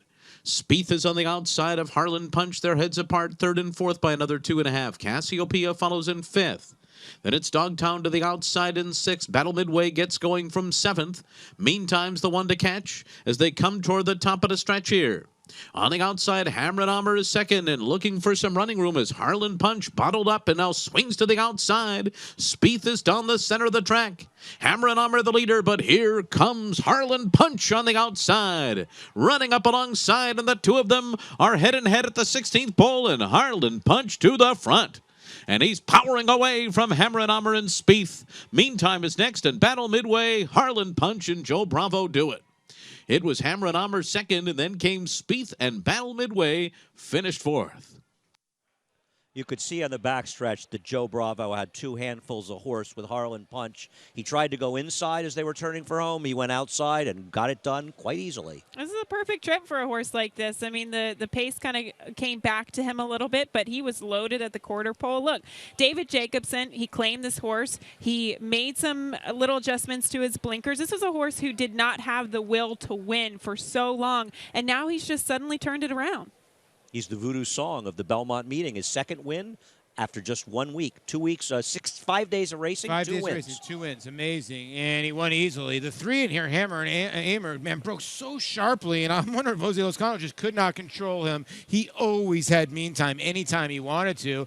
He just couldn't hold off Harlan Punch in here. That's just the bottom line. Seemed like a fairly moderate pace to 4 Faja. Javier Castellano riding him early as he backed the field. He had nothing. Spieth had a good trip as well, and he just ran sort of evenly. And something went amiss. First of all, he kind of broke well, and then it almost looked like his head went straight up. So we'll see the report afterwards. But yeah, not an impressive performance from Faja. But you know, I did think that Meantime really had everything his way. No excuses from that horse as well. He seemed flat. And this was a great claim by David Jacobson. Claim from our friend Tom Amos up in Saratoga, where he finished second. It's interesting with this horse. Before his last race, he had 1 win in 17 starts and 7 seconds. David Jacobson's had him 2 times in the winner's circle. Great job by David. A great claim. The blinkers only went back on. He only had the horse blinkers off for 2 starts. But, yeah, tremendous. David's good with these geldings, and he gets them in good form. They keep winning. You can see that extension blinker might be what's helped him pay off there. Been a lot of excitement so far in Belmont Park Live, but at the end of the day, it's just beginning. We've still got a graded stake, the Northern Dancer, coming up from Woodbine, and we've got Fantastique in the Sands Point. We'll see her in just a moment.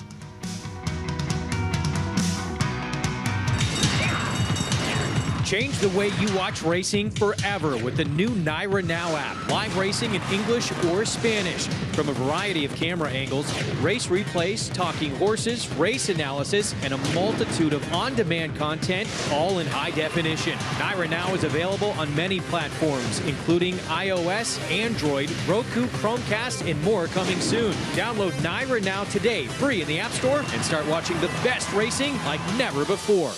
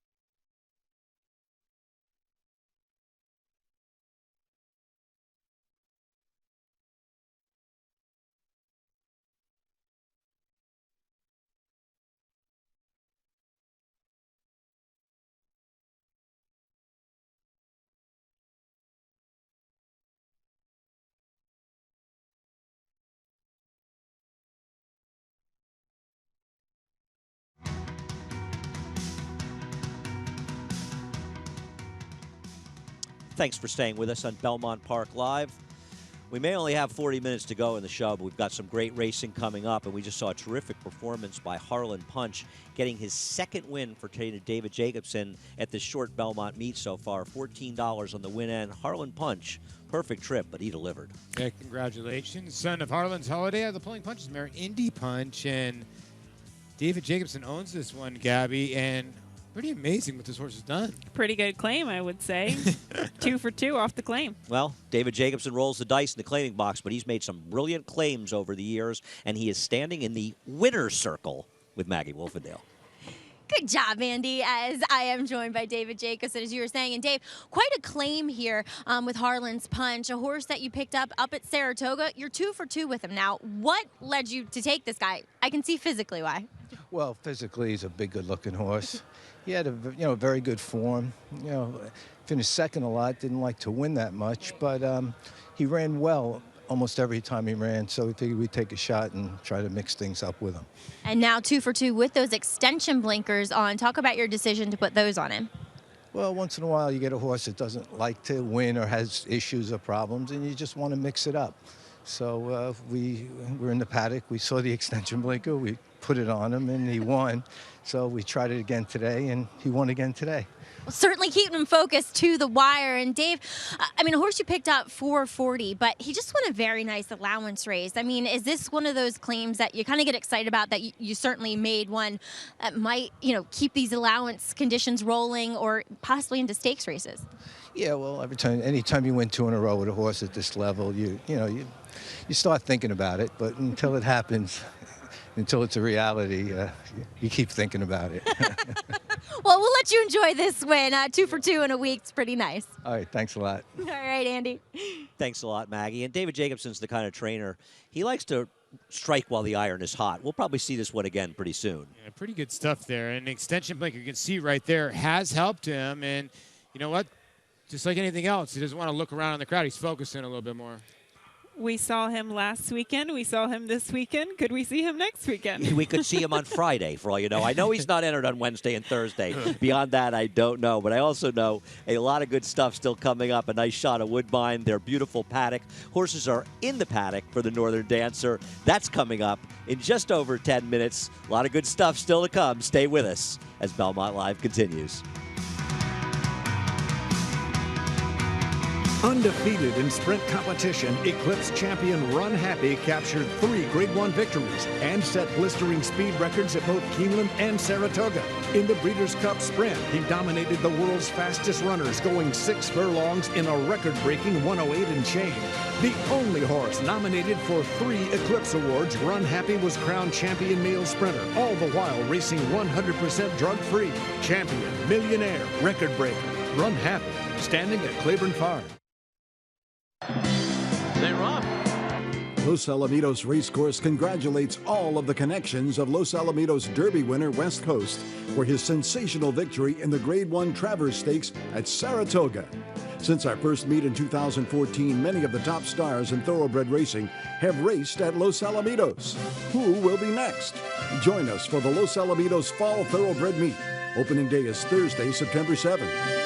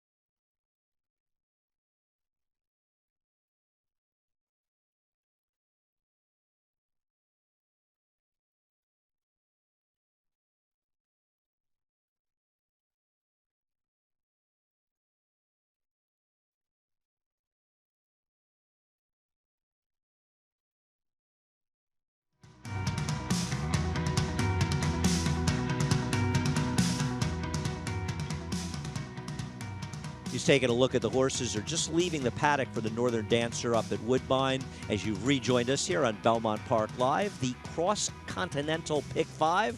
There it is. Cadura 280, Annals of Time 360. Maybe we're going to see another favorite here is the bottom horse in this rake, Hawkbill, 1-2. Paul. Yeah, 1-2. That's why I said you needed to tread lightly and try to John Wayne this, because I think Belmont race 9, Woodbine race 12, you can hopefully get your prices, but Hawkbill 1-2, and to be honest with you, he looks like he's 1-2. But listen, I know there's an even money shot coming up in our Grade 2, the Sands Point, but it's a relatively open race, and the Woodbine Mile's open. So the truth is, you can still get all these favorites home and make a score. Over $250,000 was bet, and we're taking a look at Hawkbill. Messi, not surprisingly, the only other horse taking any money. But the horses are coming down to the paddock for our Grade 2 Sands Point, and this is a very, very good one. You see some people having a good time. Belmont Park, no better place to come in this area for a good time and a beautiful day in the fall. Come join us. Barbecue by the top of the stretch. Join us here on the third floor. A nice crowd here or out in the paddock as we take a look. The main track is sealed. We will not be on the main track for the rest of the day. We are on the turf. Uni for trainer Chad Brown, one of his three. 6-5 right now, Gabby. I kind of feel like that's a little much, and we will talk about the Lake Placid a little bit more in a moment, but really I thought that this was one of the most competitive and contentious fields of the day, so the fact that we see any horse at 6-5 I think is a bit bizarre. What to do with La Cornell? I mean, so dominant last year, and then her one race, her first race back at Saratoga was average. There is your favorite, Uni at 6-5. Behind Proctor's Ledge, cannot falter for that. Right now, you could probably argue maybe Proctor's Ledge is the best 3-year-old filly turfer right now. She's just in such good form, and she had a tiny bit of trouble. She's sitting in the back of 5, but she did her normal thing. She ran on well. She saved ground the entire way. She was hugging the rail. She saved ground, and we can see kind of the pace fall apart in front of them. We saw Proctor's Ledge and Uni, these two fillies that were last and second to last, win the race. Now, maybe these were just the two best horses in the race, or maybe the pace did fall apart in front of them. But Proctor's Ledge, I mean, she is a very, very talented filly. Who knows? The dynamics of this race are going to be totally different than what they were in the Lake Placid. I agree. She can easily win, Uni, but as you say, she's had very good trips in her 2 U.S. starts. Now, Chad Brown has 3 starters in here. One of them is on the outside, and that's Inflexibility, who's been running against some good competition in Canada and running well. This filly's got a ton of talent. Won second time out at Belmont in a canter. Then they went into the Woodbine Oaks and had a bad beginning. Actually got shuffled back on the first turn, then a brutal race in the Queen's Plate. Now she came back. Now she's an Ontario bred, so this is why you're seeing her back at Woodbine in the Wonderwear. It's 1.25 miles on the turf. I thought this was a good effort. Enston, the horse that runs second, had come back to run well.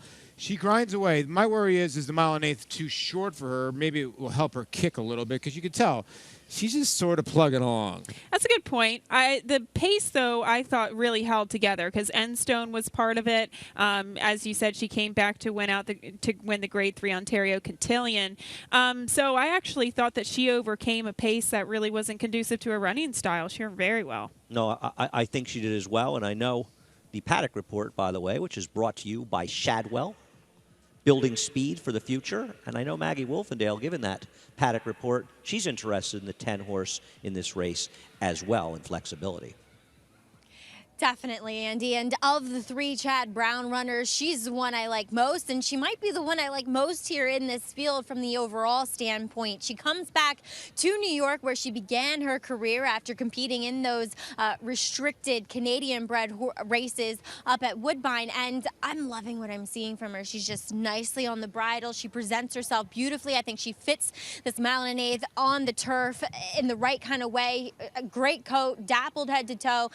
She's just checking all the boxes for me, and I really like Inflexibility here. She comes back to, well, open company. Moving on to La Cornell, who will look to get back on track after the Lake Placid, in which, coming back off of that effort after she went to Ascot, she was a bit of a mess that day, and she was washed out. She was nervous, and it got more so and more evident as she neared post time. As I was actually out on the pony, and she just continued to get hot and very worried. Today, she's not worried at all. So far, she's been relaxed. She looks better in her coat. I'd still like her to be carrying a little bit more kind of muscle mass and weight, but I will say it's a step in the right direction for a filly who, as a 2-year-old and earlier this year would have been tops here in this field for the Sands Point. Andy? Thanks a lot, Maggie, and a lot of good stuff going on in the paddock, and as usual, a lot of good information from Maggie Wolfendale. Woodbine. The Northern Dancer is coming up at Woodbine. Can they beat Hawkbill, who, Paul, not only may be the best horse in the race, but may find himself on an absolutely loose lead? And how many times you say that about a horse that's making his first start in the U.S.? The horse is going to be on the front end. That just doesn't happen, and that's the worry here. Gabby. Kentucky bred, by the way. Kins Joy out of a Giants Causeway made Trenza.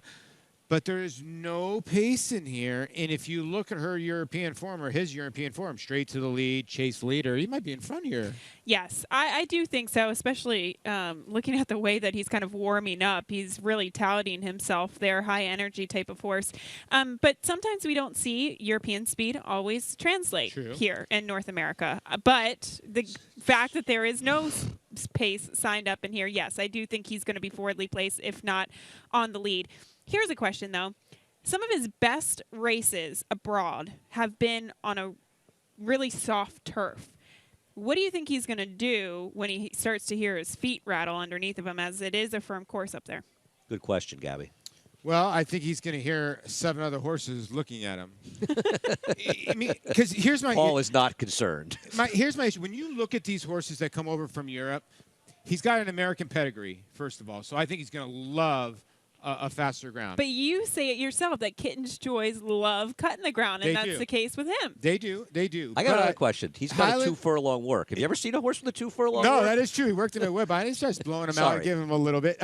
Highland Real, 1-5 in here. I mean, the horses that he's been running against, this horse is grade 2. He won at Newmarket in a 6-horse field. He won a grade 3. I mean, these horses would be 70-1 over in Europe. Well, even Deshingi Secret, the horse that beat him last time out, he went on to win a Group 2 on ARC Preview Day at Chantilly. So, I mean, we're talking about a completely different caliber of horse. But I do think if you're going to try to get creative and pursue another option, that would be the 4 Messi, no? It has to be Messi. He was best last time at Saratoga. I remember Muqtasir came back to run well, but he wasn't the best that day. Messi was.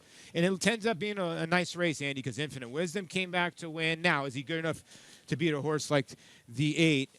I don't know, but he's second best in here. And you don't ever skip a race, especially a big graded stake race, just because of one horse. And Grand Motion already has that win in the graded Canadian earlier with Kadura.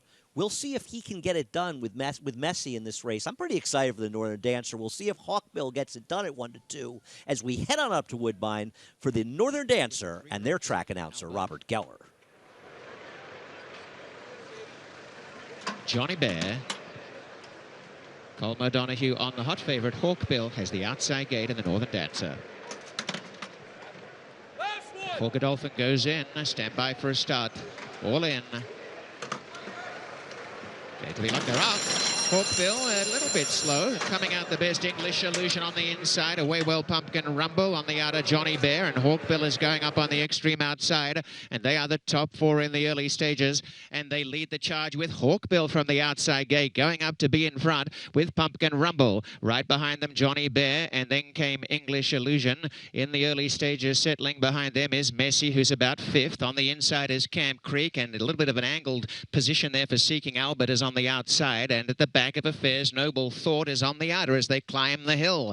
And racing out in the lead, it's Hawkbill is going to make them chase. It's Hawkbill who leads the way. Got out in front for Colm O'Donoghue by a length and a half. Pumpkin Rumble 2 lengths away, 3rd Johnny Bear. A length away in 4th placing is the 3-year-old Seeking Albert. English Illusion on the inside. A length away came Messi. Camp Creek is back 2nd last, and Noble Thought on the outside. That is the running order in the Northern Dancer. Inside the mile and showing the way is the hot favourite. Hawkbill in front. Out in the lead by a length and a half to Pumpkin Rumble. 1 away 3rd Johnny Bear. A length away 4th Seeking Albert. English Illusion tracks them in 5th, and 1.5 to Messi, who's about 6 or 7 lengths off this leader. And 2nd last on the inside is the grey Camp Creek. And Patrick Husbands is at this stage last on Noble Thought. And they go down the backstretch. 6 furlongs to run, and the leader is still Hawkbill. Out in front, doing it okay by a length and a half. Pumpkin Rumble in 2nd. On the inside, Johnny Bear. 1 away Seeking Albert. English Illusion. Messi yet to make a move. And 2nd last remains Camp Creek, and Noble Thought is last. Off the far turn, and they're making a bit of a challenge on the leader. Hawkbill in front. Leads by 3/4. Got out again. A length and a half. Pumpkin Rumble 2nd. As they have a half mile to run. Seeking Albert the outside of Johnny Bear. A length and a half away. Jose Ortiz and Messi edging up into it nicely. On the inside, English Illusion. Camp Creek the centre, and last Noble Thought. So far, every step a winning one. Hawkbill in front as they come to the final 5/16 in the Northern Dancer. It's Hawkbill first race for home. Pumpkin Rumble second. Johnny Bear the inside. Messi parked behind horses. And down the outside, Seeking Albert and Noble Ford. And still Hawkbill defies them. Hawkbill by 2 lengths. Seeking Albert running a big race on the outside. Johnny Bear kicks on. And up the rails coming through is Messi. Hawkbill in front. Only a half a length to Johnny Bear. And Messi on the inside. And Johnny Bear on the outside. And Hawkbill. And then came Messi. Johnny Bear on the outside. And Hawkbill at the wire. That is desperately close. Johnny Bear or Hawkbill in a flying finish. Messi is third. And behind them, Seeking Albert. A photo for the win in the Northern Dancer. Well, Paula Duca called Hawkbill a winner about a 16th of a mile into the race. Pumpkin Rumble stalked him the entire way. They hit the wire together. Guys, I have no idea who won this race. Very, very tight. This is very tight. And I'll tell you what, at 3-5, you're wishing and you're hoping that the wire got there in time. I'll tell you right now, He's beat. You lost. He's beat. $70 winner. No, not actually. It was the 7 actually that won that race. 7, Johnny Bear. Johnny Bear, excuse me. I apologize. And Louis Contreras, yeah, that sat off the lead. And yeah, Hawkbill coming out of those races got tired late. Messi was very unlucky. Again. Messi got caught in traffic around the turn, stopped down towards the inside. This is one that Jose Ortiz must be very frustrated about, Gabby. And that's just his running style, unfortunately. You know, he just gets blocked behind horses as he's a closer. He did have some opportunity to kick on and fire up the rail, and he didn't quite see, we didn't see that turn of foot that maybe we saw from him last time out. But this was incredible. It goes to show you that any 3-5 shot can lose. It's amazing, right? Especially when Paula Duca calls him a winner going into By the turn. way, extension blinker has been the key. Another one there. We still don't know for sure. We think that the 7, Johnny Bear, got the best of the favorite Hawkbill, but we'll wait and see those results as they're coming onto the track for the Grade 2 Sands Point. The 255 goes out for owner Peter Brandt, Chad Brown, and rider Joe Bravo. 55 going out for Joe Bravo and Chad Brown. And horse that was third in the Lake George last time, behind Proctor's Ledge. The number 3, La Cornell. Trouble in last year's Breeders' Cup, where she ran 6th. Goes out for Mark Cassie and Jose Lascano. And again, is going against the likes of Uni, and will hope to turn the tables today. The number 4, Fault. Michelle Lovell, an improved horse off the claim. Flavian Pratt in for the mount. Yeah, horse that's in very good form. I wonder if she tries to go to the front in here with Flavian aboard. Does have a little speed. The number 5 is Scratch. The number 6, Uni, the current favorite for trainer Chad Brown and Irad Ortiz. She was second last time in the Lake Placid, making a big run, but she was right behind Proctor's Ledge most of the way. Ambitiously spotted off a maiden win is the 7, Empress of the Nile for trainer Jimmy Bond. Dylan Davis has the mount. Well, she did wake up last time out, but she'll have to take a big step forward today at 20-1. The number 8 is Vous Fantastique, coming in from France for Fabrice Chappé. Manny Franco has the mount. And Grade 3 winner, 2-bag. This affiliate that has a good resume. I'm surprised at the window here, 10-1 dead.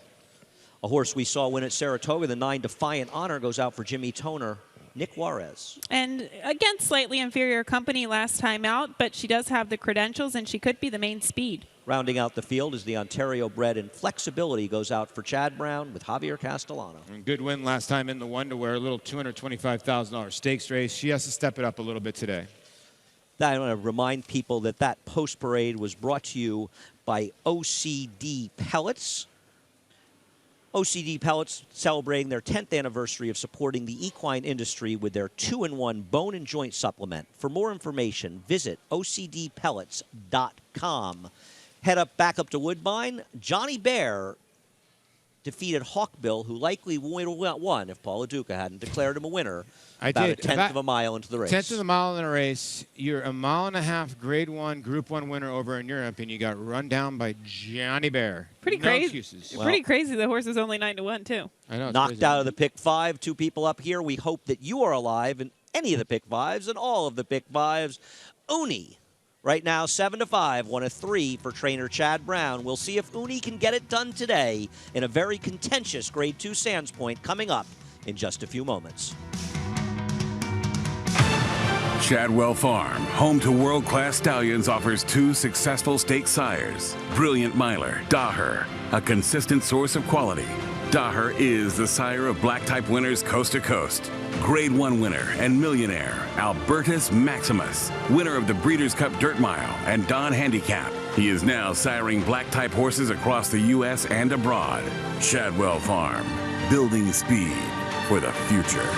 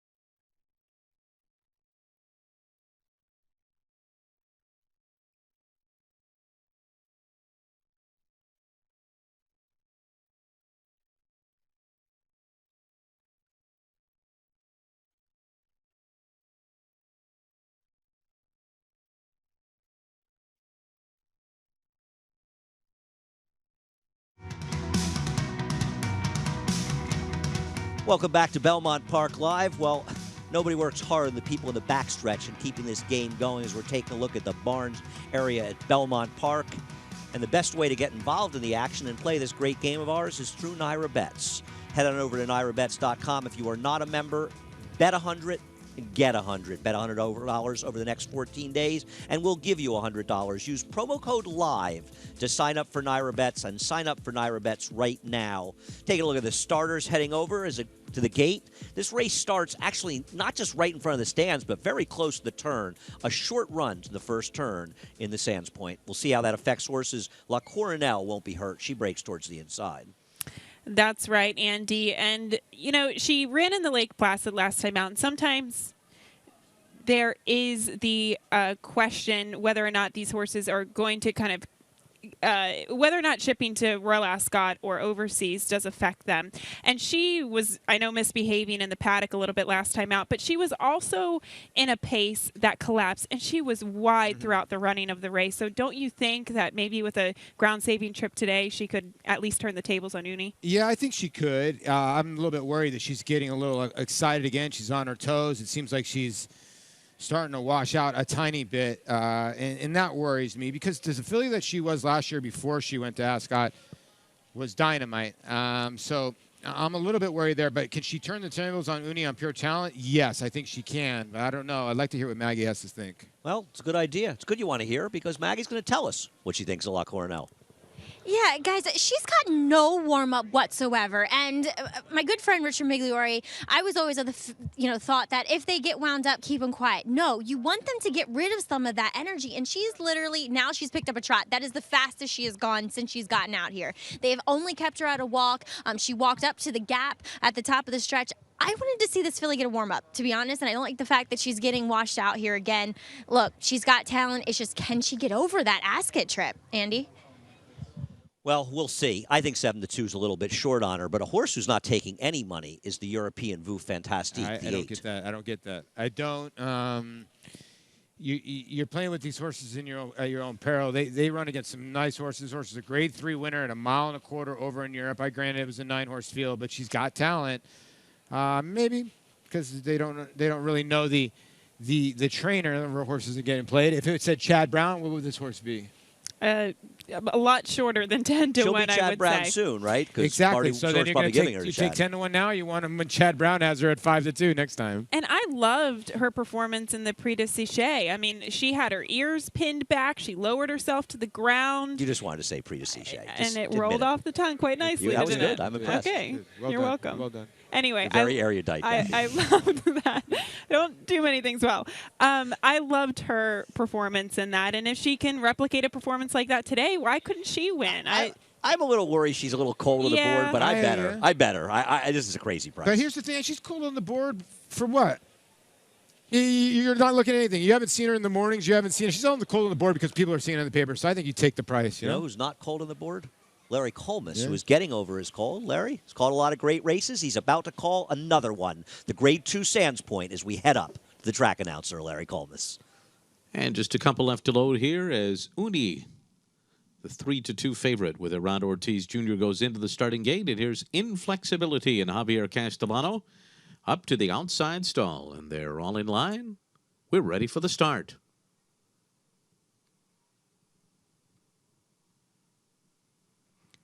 They're off in the Sands Point. Vous Fantastique a bit slow to begin here.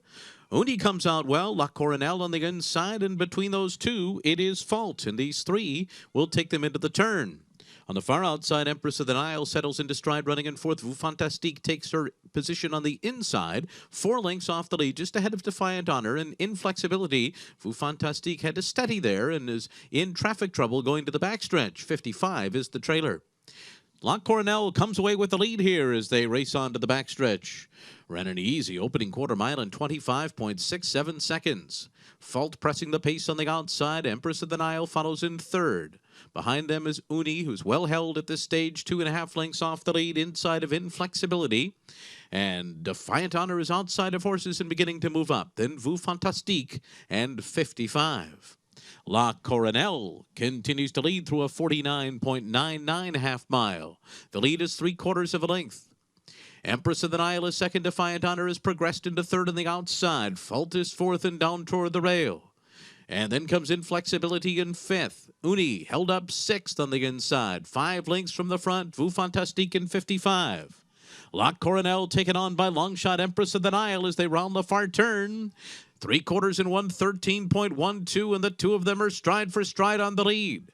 And they're clear of Defiant Honor. 55 is making a wide rally. Uni is coming too, and they're into the stretch, and it's La Cornell set down with a furlong to run. Fault trying to run with her. Here comes Uni. 55 on the far outside, and Inflexibility between those two. La Cornell, Uni on the outside. Uni getting to La Cornell late. It is Uni on the outside of La Cornell, and Uni does it.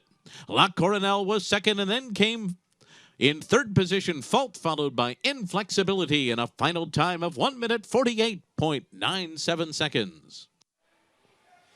Quite a performance by Uni to be able to run down a loose on the lead La Cornell in a very slow pace. She bulled her way out top of the stretch, Gabby. It was an impressive performance. I actually thought it was an impressive performance from La Cornell, too, because she's not the type of filly that runs on the lead like that. She was a little bit rank going into the first turn, and it looked like Jose Lascano was having a tough time in getting her to settle. But huge acceleration that we saw from Uni today. Interestingly enough, the first 3 finishers rode the rail almost the entire race, Paul. Yeah, it was a good ride here on Uni. I thought a good ride and heads-up ride on Lascano. He was, the 3 La Cornell was ranked most of the way, like Gabby was saying, and he just gave her a head, let her go. This race laid 3-4, and the jockey on the 10, Castellano, made an early move. This race laid 3-4-10. Makes me make no doubt Uni was the best. He caught all 3 of these horses, ran by all 3. But I'm with Gabby. This is a step forward for La Cornell back on the trail. How right was the public? They made Uni 6-5. Vous Fantastique was totally cold and just never showed up. She did no running whatsoever. I don't know if we can go back to the start, but I think one of the biggest surprises of the race was the 9 Defiant Honor, because she was supposed to be the speed in here.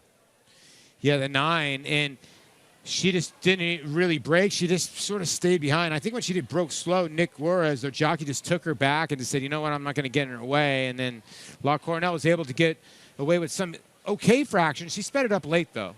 Well, we've got races, legs 3 and 4 actually finished in that cross-continental pick 5. Johnny Bear gets the job done. $20 to win. That's leg number 3. Uni gets it done at 6-5. But with Johnny Bear winning, that's going to blow up these pick 5s. We hope you're alive in all the pick 5s.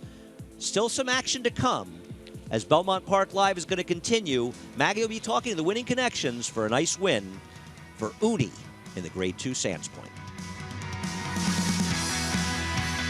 Mastery retired undefeated, winning his 4 starts by a combined 20 lengths. A 6-figure September sale purchase, he won impressively in his 2-year-old debut at Santa Anita. From there, he captured the Grade 3 Bob Hope Stakes and completed his juvenile campaign with a dominant performance in the Grade 1 Los Alamitos Futurity. At 3, the top-rated son of Candy Ride sizzled in the San Felipe, running a 105 buyer and winning by open lengths. Mastery, new for 2018 at Claiborne Farm. Make Naira Bets your home for online horse racing and betting. Start earning your sign-up bonus right now. With Naira Bets, you can use our state-of-the-art website to bet on live horse racing at over 200 tracks around the world. Bet anywhere, anytime, using your computer or mobile device. Earn valuable reward points on bets. Build your bankroll with our exclusive promotions and earn cash rebates.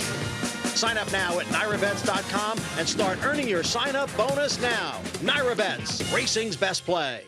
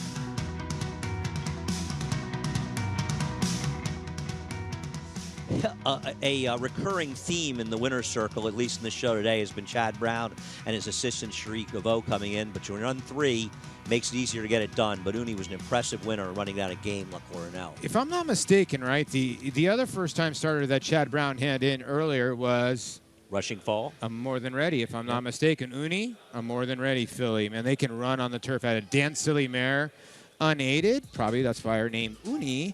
And I tell you what, she was giant today. Mm-hmm. She was very good. Oh, for sure. I mean, we saw kind of a similar run that she put in last time out in the Lake Placid, but that was very impressive from her today. Yeah, I'm interested to see what she came home in because they were not moving early, but they were flying late, Maggie. You're in the winner's circle. And the horse that was flying fastest was beneath this guy here, Irad Ortiz and Uni. And Irad, you had to run down a kind of loose La Cornell today.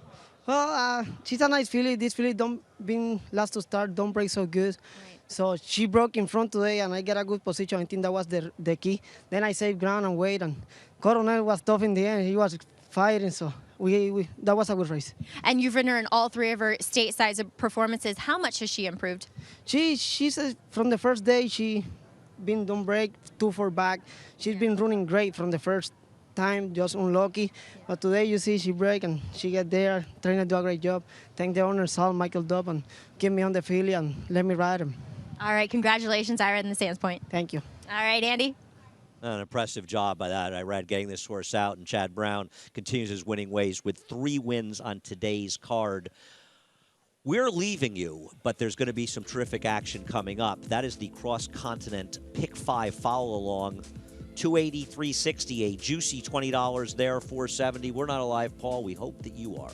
You make a great point, because when people look at the racing form, Cadera, even money, Annals of Time was 4-5. But when you see 3-5, you single. Johnny Bear is going to play way better than 9-1. Those are going to be overpaid. And now you got the Woodbine Mile. You got to close it out. And like you said, Andy, I know you're like, Gabby, this is tough. This race is almost impossible. Good luck. I got a long shot for this super. Get the 5 Dragon Bay in there. But look at the names that are just on that screen. Mondialise, Lancaster Bomber, World Approval, even my man, or Dovey, obviously, even my man Long on Value. Oh, I thought you were going to say your man, A-Rod. No. He would be your man, wouldn't he be? No, he would not. He's not your man. Do that to you, Paul. Him and J-Lo are in a Fiat right now. Naira Now. We've still got a race left at Belmont, and we've, of course, got the Woodbine Mile as well. Best place to catch all the action here at Naira is the Naira Now app, and it's available everywhere. Androids, iOS, TV, Amazon Fire, that's Apple TV, Chromecast, Roku TV. I watch it on my smartphone. Go to Naira.com, get more information, download Naira Now. It is the best way to participate in our product here. You can watch that 10th race on the Naira Now app. An excellent race coming up. We've seen some great action here today. Great racing at Belmont Park as always. Good stuff coming tomorrow, too. We'll be racing tomorrow. Looking forward to that card as well. Yeah, good card tomorrow. I was looking through already. I think like the pick 5 and the pick 6, both very tough sequences like we saw today. You're not going to see any short favorites. The whole card tomorrow is very puzzling. So there's Cadura winning the Grade 2 Canadian up at Woodbine. That was an exciting race. The Grade 1 Northern Dancer, a big upset, getting the job done. And, of course, our Sands Point, terrific performance by La Cornell, but Uni was too much horse for her as she runs her down the wire. A lot of great action. We thank you so much for joining us. Join us again tomorrow, 4 to 6. See you then.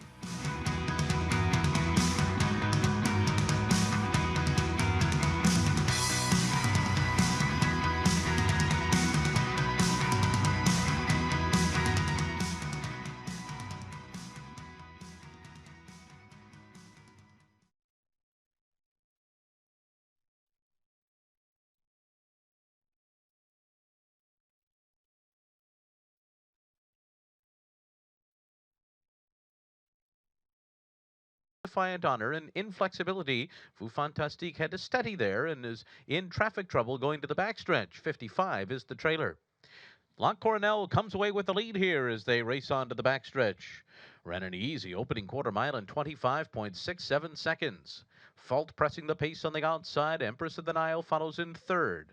Behind them is Uni, who's well held at this stage, 2.5 lengths off the lead inside of Inflexibility. And Defiant Honor is outside of horses and beginning to move up. Then Fantastique and 55. La Cornell continues to lead through a 49.99 half mile. The lead is 3/4 of a length. Empress of the Nile is second. Defiant Honor has progressed into third on the outside. Fault is fourth and down toward the rail. And then comes Inflexibility in fifth. Uni held up sixth on the inside. 5 lengths from the front. Fantastique in 55. La Cornell taken on by Longshot Empress of the Nile as they round the far turn. 3/4 and 113.12, and the two of them are stride for stride on the lead. And they're clear of Defiant Honor. 55 is making a wide rally. Uni is coming too, and they're into the stretch, and it's La Cornell set down with a furlong to run. Fault trying to run with her. Here comes Uni. 55 on the far outside, and Inflexibility between those two. La Cornell, Uni on the outside. Uni getting to La Cornell late. It is Uni on the outside of La Cornell, and Uni does it. La Cornell